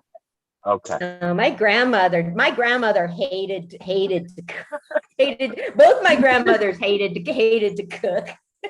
My mom did too. I had to eat Kraft macaroni and cheese. That's why I don't eat it now because I'm grown. I don't have to pay for that. That's stupid. Disgusting.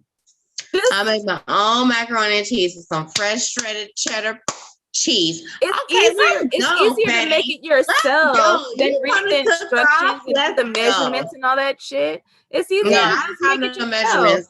People don't measure shit. We just cook it. No. You taste and cook. You taste and cook. Taste and cook. That's how you do. That is one thing a lot of people don't know how. I mean, a lot of people can't even boil a pot of noodles or something. Yeah, people can't make sauce. Yeah, I will admit that I cannot make rice. I've tried. Okay, Kristen. I've tried it. People will say you have to. I've tried every way. It doesn't matter. It doesn't matter what I've tried every way. I cannot make rice. I can't. I got a recipe for some rice. Wait, is rice like 2 parts rice, 1 part water? It's 1 part 2 part water. Yeah, so if you put 1 cup of rice, you put 2 cups of water. Yeah. You know? Okay, I had it backwards. My bad. I've been smoking and shit. But yeah. If you make white rice, trust me, take my advice. This is a Spanish chef who gave me this recipe. Okay, let's tell me. Before you make your rice, wash the rice. Wash the rice. Rinse it off. Yeah. The starch off of it, and then in the pan or whatever you cook it in, put some butter in there, about 2 tablespoons of butter, and kind of cook your rice before you make toast it up a little bit. Do it too high. Don't do it too high and when you put your water in, and I kid you not, it'll be at a boil. Then you turn it up a little bit to a boil. Once it's to a boil, put your top on it and turn it down low on 15. That's how I be doing my rice. I will fuck it up. I know I be doing it right. I toast it up a little bit. I lay a little brownness on it. I tried that. Put that water in there. If I'm feeling fancy, I'm gonna put a bouillon cube in there. If I'm feeling fancy, I'll put a bouillon in there. Let it get up in there, get that flavor. I've tried so many different techniques. I stay fucking up the rice every time. It doesn't matter what you say. It doesn't matter what you say. It doesn't matter what you say. I'm still going to fuck up the rice somehow. But you know what? Rice is easy to fuck up, though. I know how to make everything else. It's easy to burn. Yeah. Rice and eggs. Easy to fuck up. I can make some eggs. Stuff, but it's so easy to fuck up. I can make some eggs. My eggs come out good. But you got fluffy eggs? Huh? Yeah, they're fluffy. Yeah, I don't, because what I need to find. Remember Alton Brown? Mm-hmm. And he would break it down. So I need to Google and look on YouTube to see if he has how to cook rice. He breaks it down he breaks it down like why some people's stuff comes out like with eggs. Right. So he's like, you put 2/3 cup of water in there, and I told you 1/3. That's why your eggs is fucked up. Yeah, he does that. Your eggs are fucked up. He breaks it down. They're fucked. Don't even try to save them. Just throw them away. He'll tell you. He's a scientist, but he's a cook. Yeah, that's what I love about his show. I wish he still had that show. So Anna, what made you really want to get into the high on hog thing? Because hog is kind of X-nay right now. Everybody's like, don't eat no hog, don't eat that pig. Yeah. Well, I just thought it was such a great show. And, I didn't grow up with any of that kind of food. I mean, so I definitely, really? Oh no, man. My food we grew up with was fucking boring, man. You can't, you can't have seafood. Jewish food isn't seasoned. There's no seasoning. It is, and you can't mix milk products and meat products. There's no desserts. This is why I'm obsessed with desserts, because you can't have no desserts, no cakes, no puddings, no pies. There's nothing. They were trying to prevent y'all from having cats. Yeah. I want to hear everybody's what their what their family made that was like the worst thing that they made, and you hate it? Like they always made it. Tongue. Huh? Tongue. My grandma would make tongue. Yeah. Cow tongue? And how would you prepare it? Well, that was part of the problem. She just boiled it in water and that was it, and just sliced it up and then served it. I don't even know. I don't even remember. We were just like, no, we don't want that. Okay, did it have any flavor? Like, what did it taste like? It tastes like nothing. Yeah. Oh, okay. Yeah. Yeah. So. Oh, ew. I don't want that. I would eat liver and onions over that, but that's none of my business. Yeah. Who's going next? Okay, so I'll go. We used to eat chicken every day except for oh my god, I can't stand chicken. Friday was fish day, but chicken every day. And the thing that I don't know if y'all remember shake and bake. So my dad would do that one night. And then the other thing that I hated that he would make with chicken, he would coat it in cornflakes. And it was like fried chicken. No. And then stick it in the oven. So that was like the no, this is cornflake chicken, Dad. Cornflake chicken. Don't be fucking playing me. So that was like that was he was trying. It's a way to make it where it's a way to make it, but he obviously wasn't doing it right. Well, he tried, but he was trying to stay away from fried foods because he, heart problems and whatever. I get it, but just bake it. I'd rather just have baked chicken. You can bake it to where the skin gets crispy, and it kind of like be.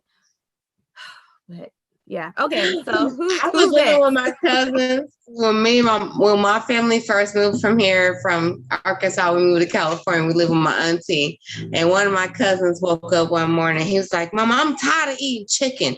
This morning I woke up clucking," and I was like, "What the fuck?" No, you did not wake up clucking. But it was like we eat chicken so many different types of ways: fried chicken, grilled chicken, baked chicken, sauteed chicken. Like I'm tired of fucking chicken. I literally have burnt myself out of meat. This is how I feel right now. I like fish. I'm all about seafood right now. Yeah, I've always loved seafood though, but I think eventually I'm about to be off of that too. I'm running out of options. There's plenty of vegetables out there that taste different. I know, but I don't know about them. You don't like vegetables? No. I do, but you have to understand, like growing up in a Black household, you didn't grow up with very many vegetable options. Yeah. Yeah. Like I said, unless my grandmother was growing it in the backyard, it ain't like we're going to get organic vegetables from nowhere or nothing like that. Maybe a couple your tomatoes. Grandmother's vegetables were, your grandmother's vegetables were organic, probably. Yeah. A lot of people Yeah, but when she passed, we lost that. So that's what I'm saying. Like, we need to continue, as people, to keep passing on these things that we learn as kids. Because I'm like, damn, I learned a whole bunch, but I don't remember a lot because I just took those opportunities for granted. Like, oh, they're always going to be there. I can always go back and get that recipe from her. I can always have her teach me again, but you don't have that. And we have to be able to pass that on.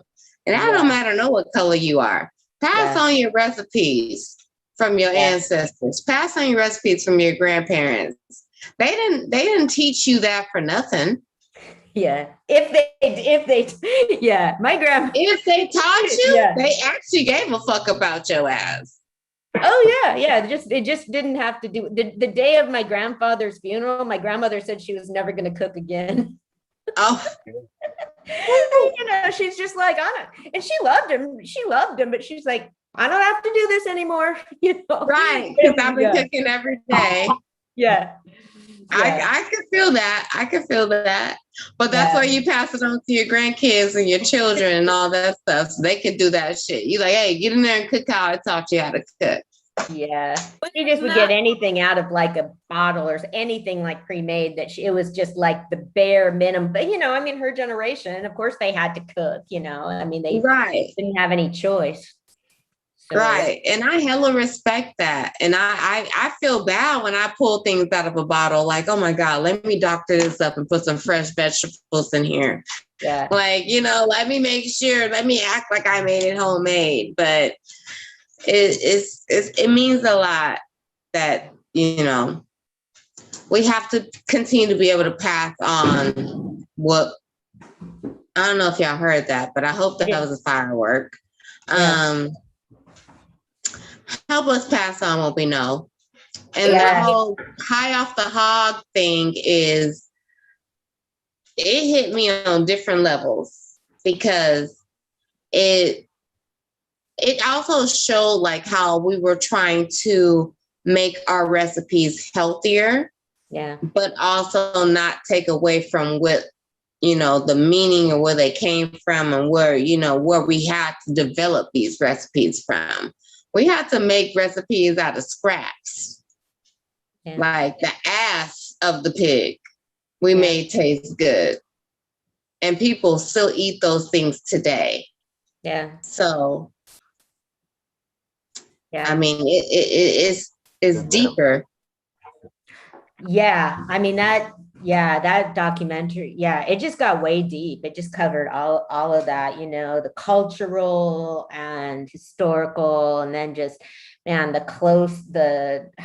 wow, like, the way it would show all these, and then when they were talking about the uncle's home being taken, that was so sad because it was right after a whole scene where you met these guys and they talked about the different kinds of barbecue, and they were having this evening dinner. It was so beautiful. And he came over and still brought wine. He still was celebrating, even though he knew he was weeks away from losing his own home.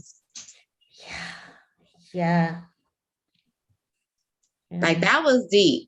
And I've had family that have gone through that because I'm from Arkansas. So, they go through that. And it's just like, how do you just uproot somebody from what they've known all their life? Just because you want to go make some money on building some roads or, I don't know, you're not even respecting the culture that you live in. This is your culture too. And that's why I see like people are so just separating, Yeah.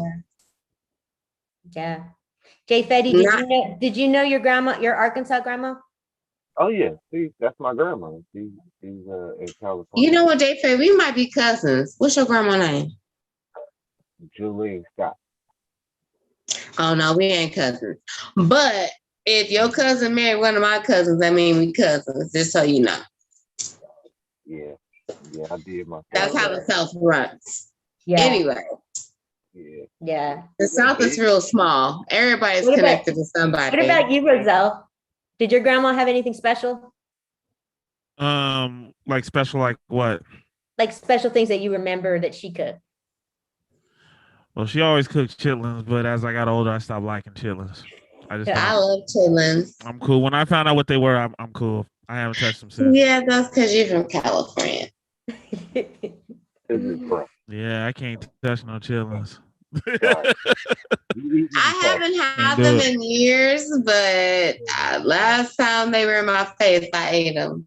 As far as I remember. No pig's feet, no hog heads, cheese, all no that. hog maw. I can't touch none of it. All that.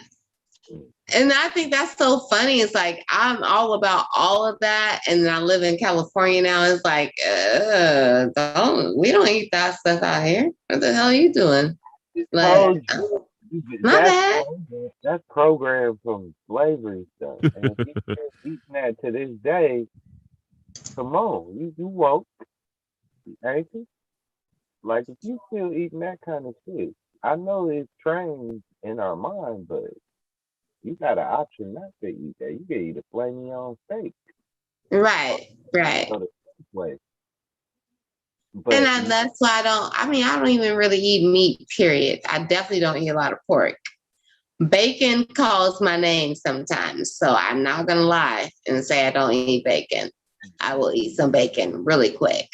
But as far as like eating all the other stuff, I understand like that was all we had back then. So yeah, we had to eat that. And I don't have that. I don't have to eat that now. I have better choices. But in a way, like that's sort of the thing now with, because like traditional like Ashkenazi Jewish food, it's all based on like Eastern European, like not having much of anything at all. So there's no spices, there's no vegetables, there's like nothing. There's like, noodle. But so to me, it's like people are all nostalgic and like, oh yeah, I want to like, oh, it's the holidays. I want to have like this chicken and gefilte fish and all that. It's like, it's tasteless. It has no, like, okay, we live here. There's spices. We can like do more interesting things with food. But yeah, there's like nothing, man. And the last time that my friends and I had a gathering and we all like would like bring dishes, to contribute, I made greens. I made collard greens, but I didn't make them with pork. I made them with turkey, and I also put like spirulina in the greens. So California, they're getting healthy while they're eating. Like you don't even taste that. Just eat it. Like and I think that's how we can transform a lot of recipes instead of making them so like heavy or fattening as they have been given to us. We can make them healthier. We just have to find the alternatives and substitutes and make those substitutes and make them tasty. All you got to do is make it taste good. Yeah, I feel very blessed to have so many different options, and because for me, I like to try everything, and that's just one of the things I thought was so great about that documentary. That's how you learn about people, is by sharing food. So yeah, and then right here in the Bay Area, you can get like anything you want. So pretty much, maybe not so much, maybe not Vallejo so much, but you know what, Anna, when I come to the Bay, we're just gonna go on some straight foodie shit and just go eat all damn day. We may have to take a nap somewhere, so we'll figure that out. But I look forward to that. Definitely. I just want to go eat all day. Like, I love food, and you learn so much things from people through their food. Yeah. And I think we can share a lot about each other through our food as well. Yeah. When I get to travel and stuff, I want to try everything that's there, so wait, yeah, we're supposed to be having like some big picnic thing, aren't we? Trying to like get everybody from Duck Soup. Man, I would like to, but I don't know. We gotta all work it out somehow to where we all can show up to it. Yeah. That would be dope. Yeah. So Kristen, is there anything going on in Vallejo that you can fill us in on?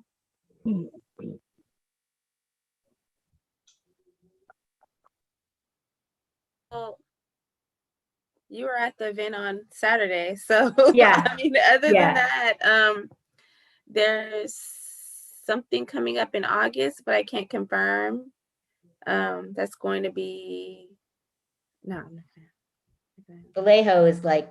Vallejo's drama. So it's so much. I feel like there's a lot going on out there. I want to be out there, be in the middle of it. There's a lot of great people doing a lot of great things, and trying to see changes happen out here. And it's just like, it's awesome. I love it. I got a lot of superstars from out there. You know what I'm saying? I'm surprised it's not a little structured. It's crazy. Like, Vallejo is one of those cities where you got a lot of dudes that came up out of that city, not just music wise. I'm talking about business wise. And that city such a shamble when it comes to what I hear politics and how the city is carried. That's unfortunate. Yeah, but Leo been showing up. It does. It does for some. A lot of artists out here, a lot of artists, a lot of creative people, a lot of people just getting more involved in the community and just like coming together to, you know, make changes. Yeah. That's good.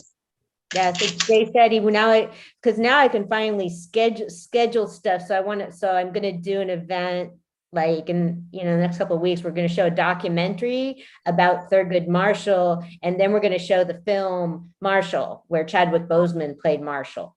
So nice, Anna. You be putting in work, girl. I love that movie. I just like, come on, man. What do you mean? Yes, Anna. But I'm like, dude, you need to look nothing like him. Well, that's what, and that's what a friend of mine kept saying. You know, I just sort of the light-skinned dude. Come on. Yeah. Well, they did it the other way around. But do you feel some type of way? Pardon? I mean, no, I'm a big historian. I want it to be historically fact. I don't want some light-skinned. I don't want some different complected person playing. They're talking about Julia Roberts was up for playing Harriet Tubman. But that's different. See, if they did if they cast a light-skinned person and a dark-skinned person, that's fucked up. But if they did it the other way around, I feel what Fetty's saying though, because you know what, a lot of light-skinned. I want somebody who looks like Malcolm X to play Malcolm X. That's all I'm saying.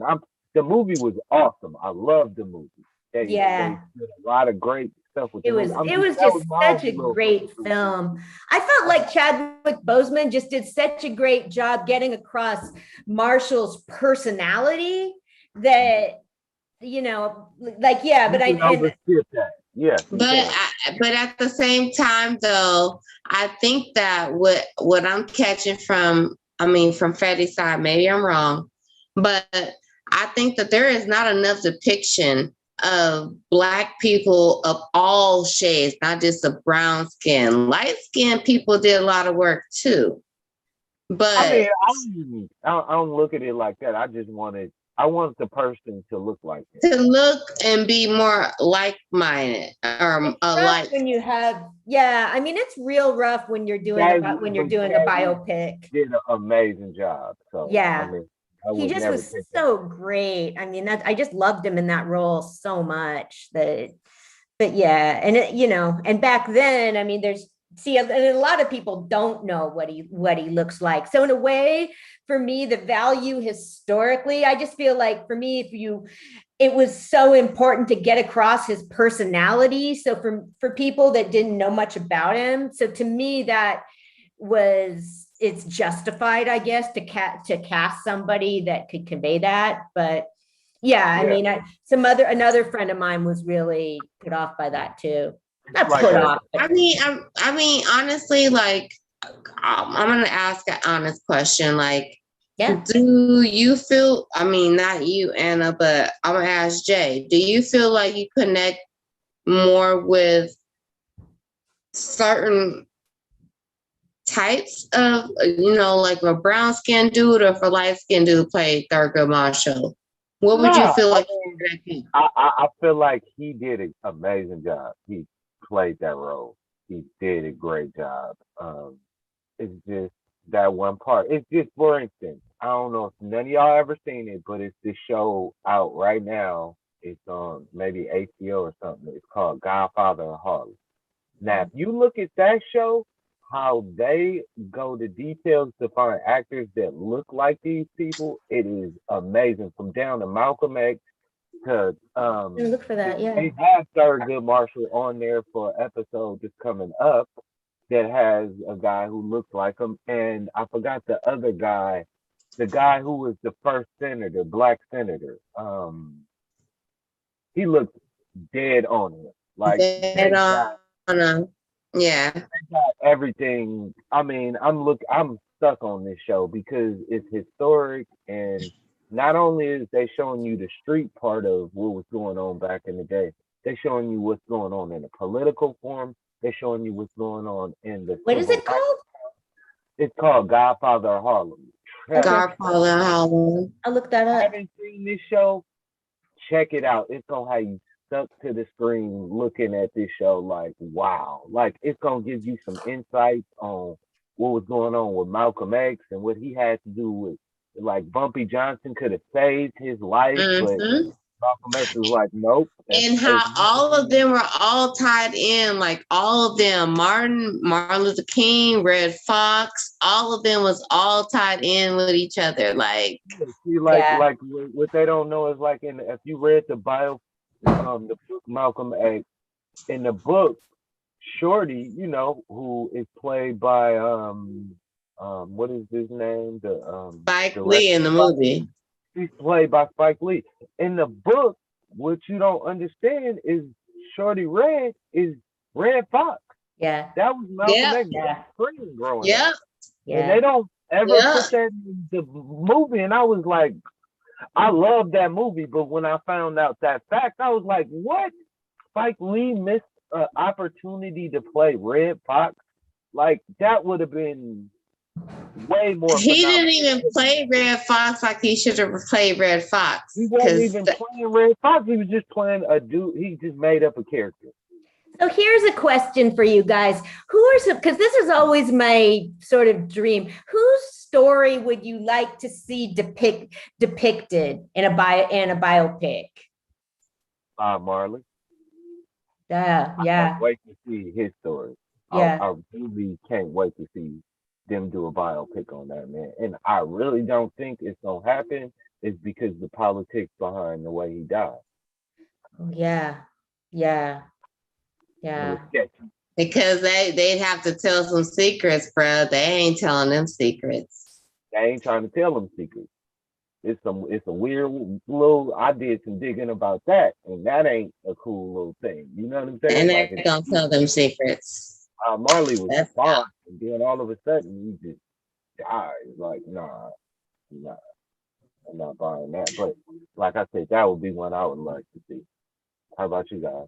I'd have to agree with you on that one because I can't think of anybody else. And when you brought his name up, I was like, there hasn't been anything that they don't want to talk about that. They're not gonna talk about it. They won't talk about it. You know why they don't want to talk about that? That ain't got nothing to do with no American shit. That had to do with the other side of the ocean. But America has something. They have their little fingers in there too, though. They have their little ties in there too. But they didn't have as much to do with it as, like you said, some other countries. I read they had to let those files out recently. Donald Trump sick. He's sick. He released those files that they did not want people to see. I don't know if y'all know about that. There's a bunch of files that just got dropped like earlier this year on a lot of stuff that was classified from aliens on up to a bunch of other stuff that they did not want people to see.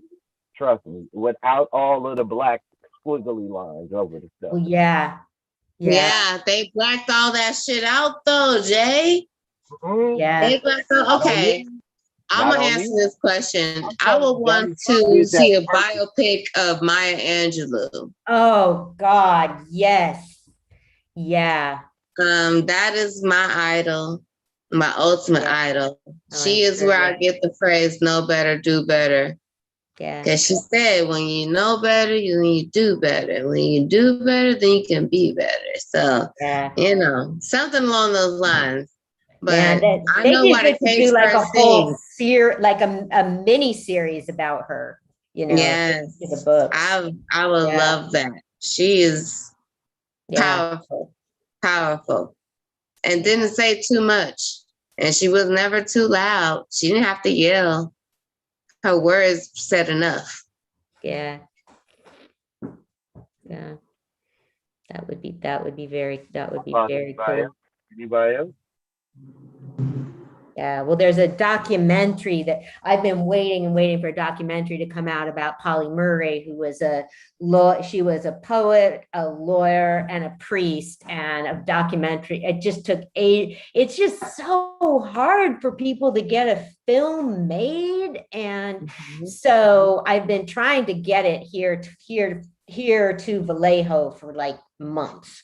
So I'm working on that. I finally got to see it like at a film festival over 2 days, and they did a really good job of, there was archival footage of her. So just trying to get across, I mean, it's just, there's just so many people that the world needs to know more about.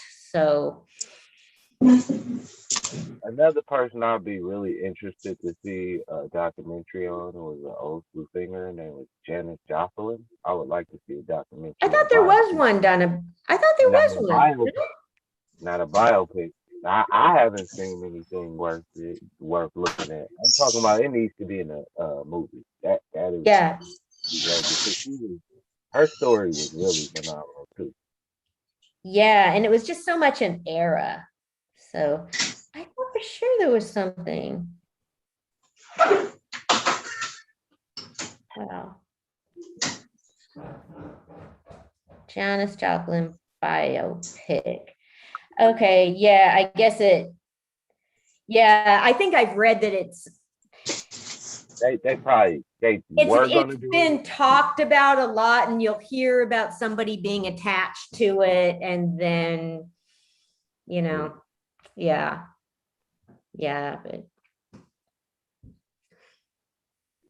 that's gonna be fun. If they do, they got to pick somebody who can actually sing. Yeah. Now, would you be mad if they had Beyonce playing that? God. That would be cool. No. I don't know. Let me stop. I don't want nothing to be hard. But I mean, not just I can't. Step your game up. Stop. Be a little bit. Janis Joplin. There's no way. I mean, yeah. No, but Janis had her own style though. She didn't have to sing like Beyonce. Like she could kill Beyonce though, because it's a difference in the styles. Yeah. Beyonce sings, but Janis got her own little, I'm talking to your heart right now. So there's a difference. People, I don't know. That's a tough one. I wouldn't put them in the verses. Don't put them in the verses. Yeah. It wouldn't go good. Yeah, it's hard now. It's hard to picture. I mean, Beyonce is like so much like her own like entity. It's hard to like even picture her playing anybody now. Right. I mean, I love Dream Girls. But that was her role for sure. Yeah, I love that film. It's one of my favorites. I know, my sister makes me watch it so many goddamn times. I was like, okay, I love it. Let's go. Can we move on? But I don't know why a lot of people have been talking about Beyonce can't sing lately. Really? But I'm like, I think Beyonce can sing. I don't know why everybody like. Yeah, I mean, they just it's just record sold. She can sing somewhere. I'm sorry, she got something. Yeah, I mean, she ain't sold all them records for nothing. Yeah. Well, it's like her style now is like so produced, but you can hear a singing voice there, Definitely a Southern girl. She has that Southern girl voice, and that's what people love, Right. And remember when they first came out, everybody was hating on how they sounded, how she was singing really, really quick, like she was rapping. But now what is everybody doing now? The same shit she was doing when they first started? Yeah. 20 years ago? Yeah. Come on now. I remember when 702 was bigger than Destiny's Child. They were, but they had different styles.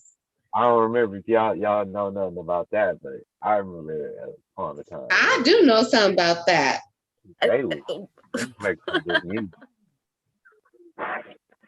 I love 702, and 702 is probably SWV is my number one. SWV is number one, and then I mess with 702, and that's his child. They flip flop. Hey, you hear me, Trika? What'd you say? I went to Houston Cash in Vegas in the bank, and there she was. Serious. The dark skin. She always is fire, though. I think it'll be interesting to see where Beyonce goes as she gets older, in a way. Like she's gonna be running some records and films. Like she's already on her way to taking to owning Nike. I mean Adidas. It's true. Just with her style, with her persona, basically. You know, she's not going anywhere. House of Darion is high fashion now, so. She won in that division. Her records are doing amazing. I think she just needs to find a protege at this point. Somebody that can come behind it if she can, I just mean, is she going to change her style? Is she going to change her persona, kind of, No, I don't think she needs to. Madonna didn't change her shit. I was about to say that. Kept on dancing on the goddamn stage. Yeah. Till she damn near fell off. So let Beyonce do her thing. Have her ass out. If her ass is good, let it shine. Yeah. I mean, I think there is so much more pressure put on Black women, and I don't want to make this a racial thing, but it's so much more pressure put on us to give up before we look bad. But Barbra Streisand ass is out here singing. She damn near 90 years old. So keep singing until you can sing. Like, don't give up because you're on top.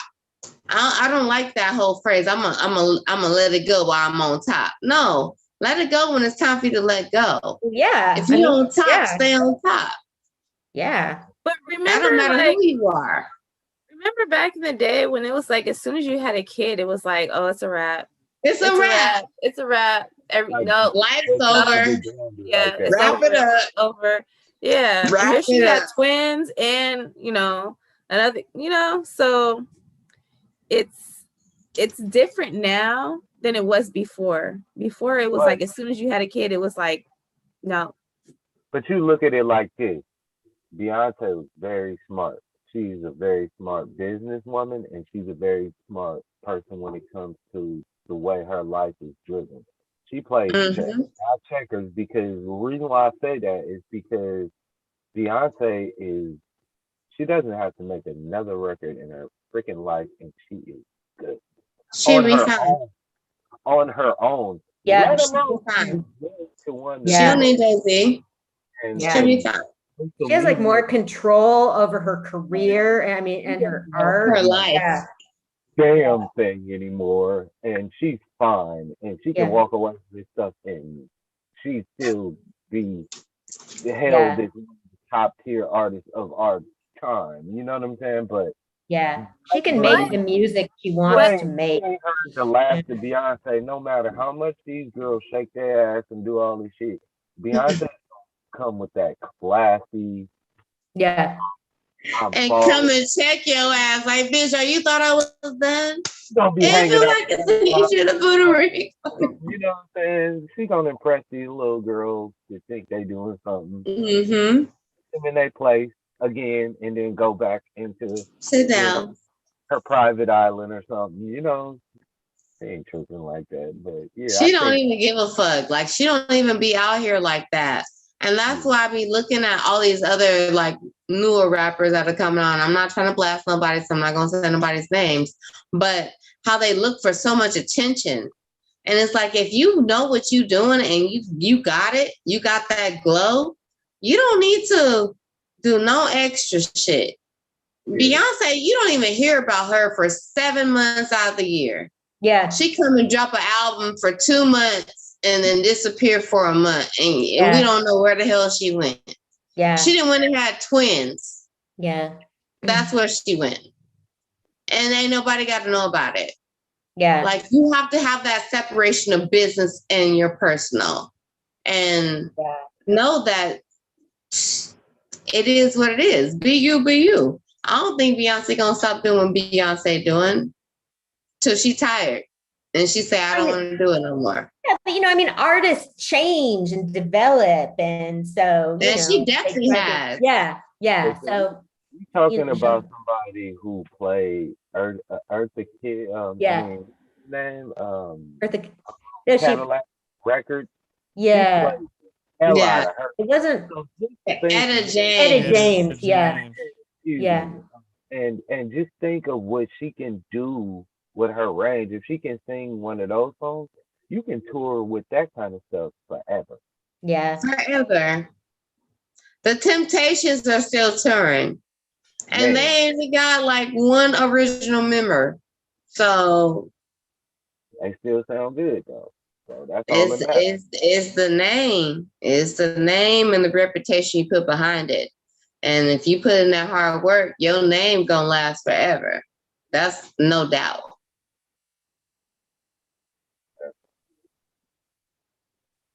But you gotta think about what I was saying. You were saying earlier, how you were saying like some artists like be just trying to do too much. It's because a lot of these people be young and they just trying to get the exposure because they're hungry. So sometimes that's what it be. It don't be that they trying to show out and that they just trying to get ahead. Right. So, you gotta be. Everybody wants shit fast and now. Yeah. Really yeah. fast. And they have their they have a whole lot of people that are taking, chunk going out of their money. I mean, all the time. Yeah. In time. Yeah. So people have to be on that kind of movement. But, that's just the business of being the artist nowadays. You got to be on the snap. Like, you can't be playing with it at all. Like, in my behalf, like, that's what I've noticed. You can't be playing with your business. You have to be on your business. You have to be sharp about stuff. And you definitely can't be shy about sharing your music because you never know what opportunity could be waiting behind. One person that you don't know seen it and shared it and put it in front of somebody else and an opportunity could be created. Who told you to say that, Fetty? Because I feel attacked.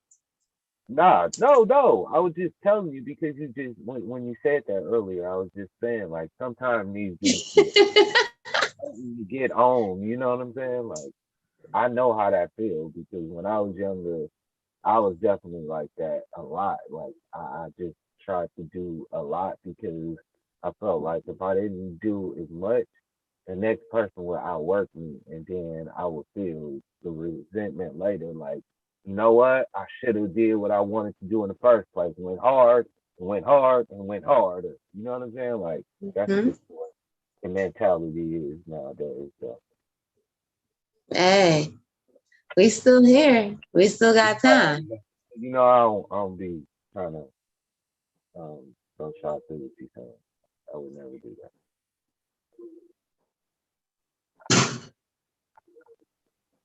Good conversation, y'all. Yes. Yeah. It's kind of like boosted me a little bit. I appreciate that. Good. I don't even. Okay, did we even talk about the documentary? Or yeah, we did. We did. Yeah, we talked about it, but it just was so. I mean, it just brought up so much about. So yeah, I knew that it would spark a good conversation. So does anybody have anything they want to promote this week, listeners? Yeah, if you are in the Valley 209 this weekend, we have a live concert out there. And a bunch of other artists, vendors, food, drink, entertainment, other, for the females and males, they have live entertainment for you in the building. And go get that music out right now. Code. You can find me on any of the digital platforms. J-Fety. Thank you. Nice. Yep. Track. I'm mad I'm not out there because y'all out there doing a whole bunch of stuff this summer. Y'all outside. It's right next outside now, so yeah, nice. More stuff, Roselle. Hold on to your hats, man. It's coming in. Uh-oh. In fast. That's all I'm gonna say, man. It might even be trying to go somewhere far, man. I ain't gonna even say nothing, but yeah. Really far. For sure, man. I'm with it, man. Get your passport ready. Mm-hmm. Where can I find more information about this event? You can hit me on Facebook or Instagram. I don't know if you're on either of them platforms, but my Facebook is JAYFEDY,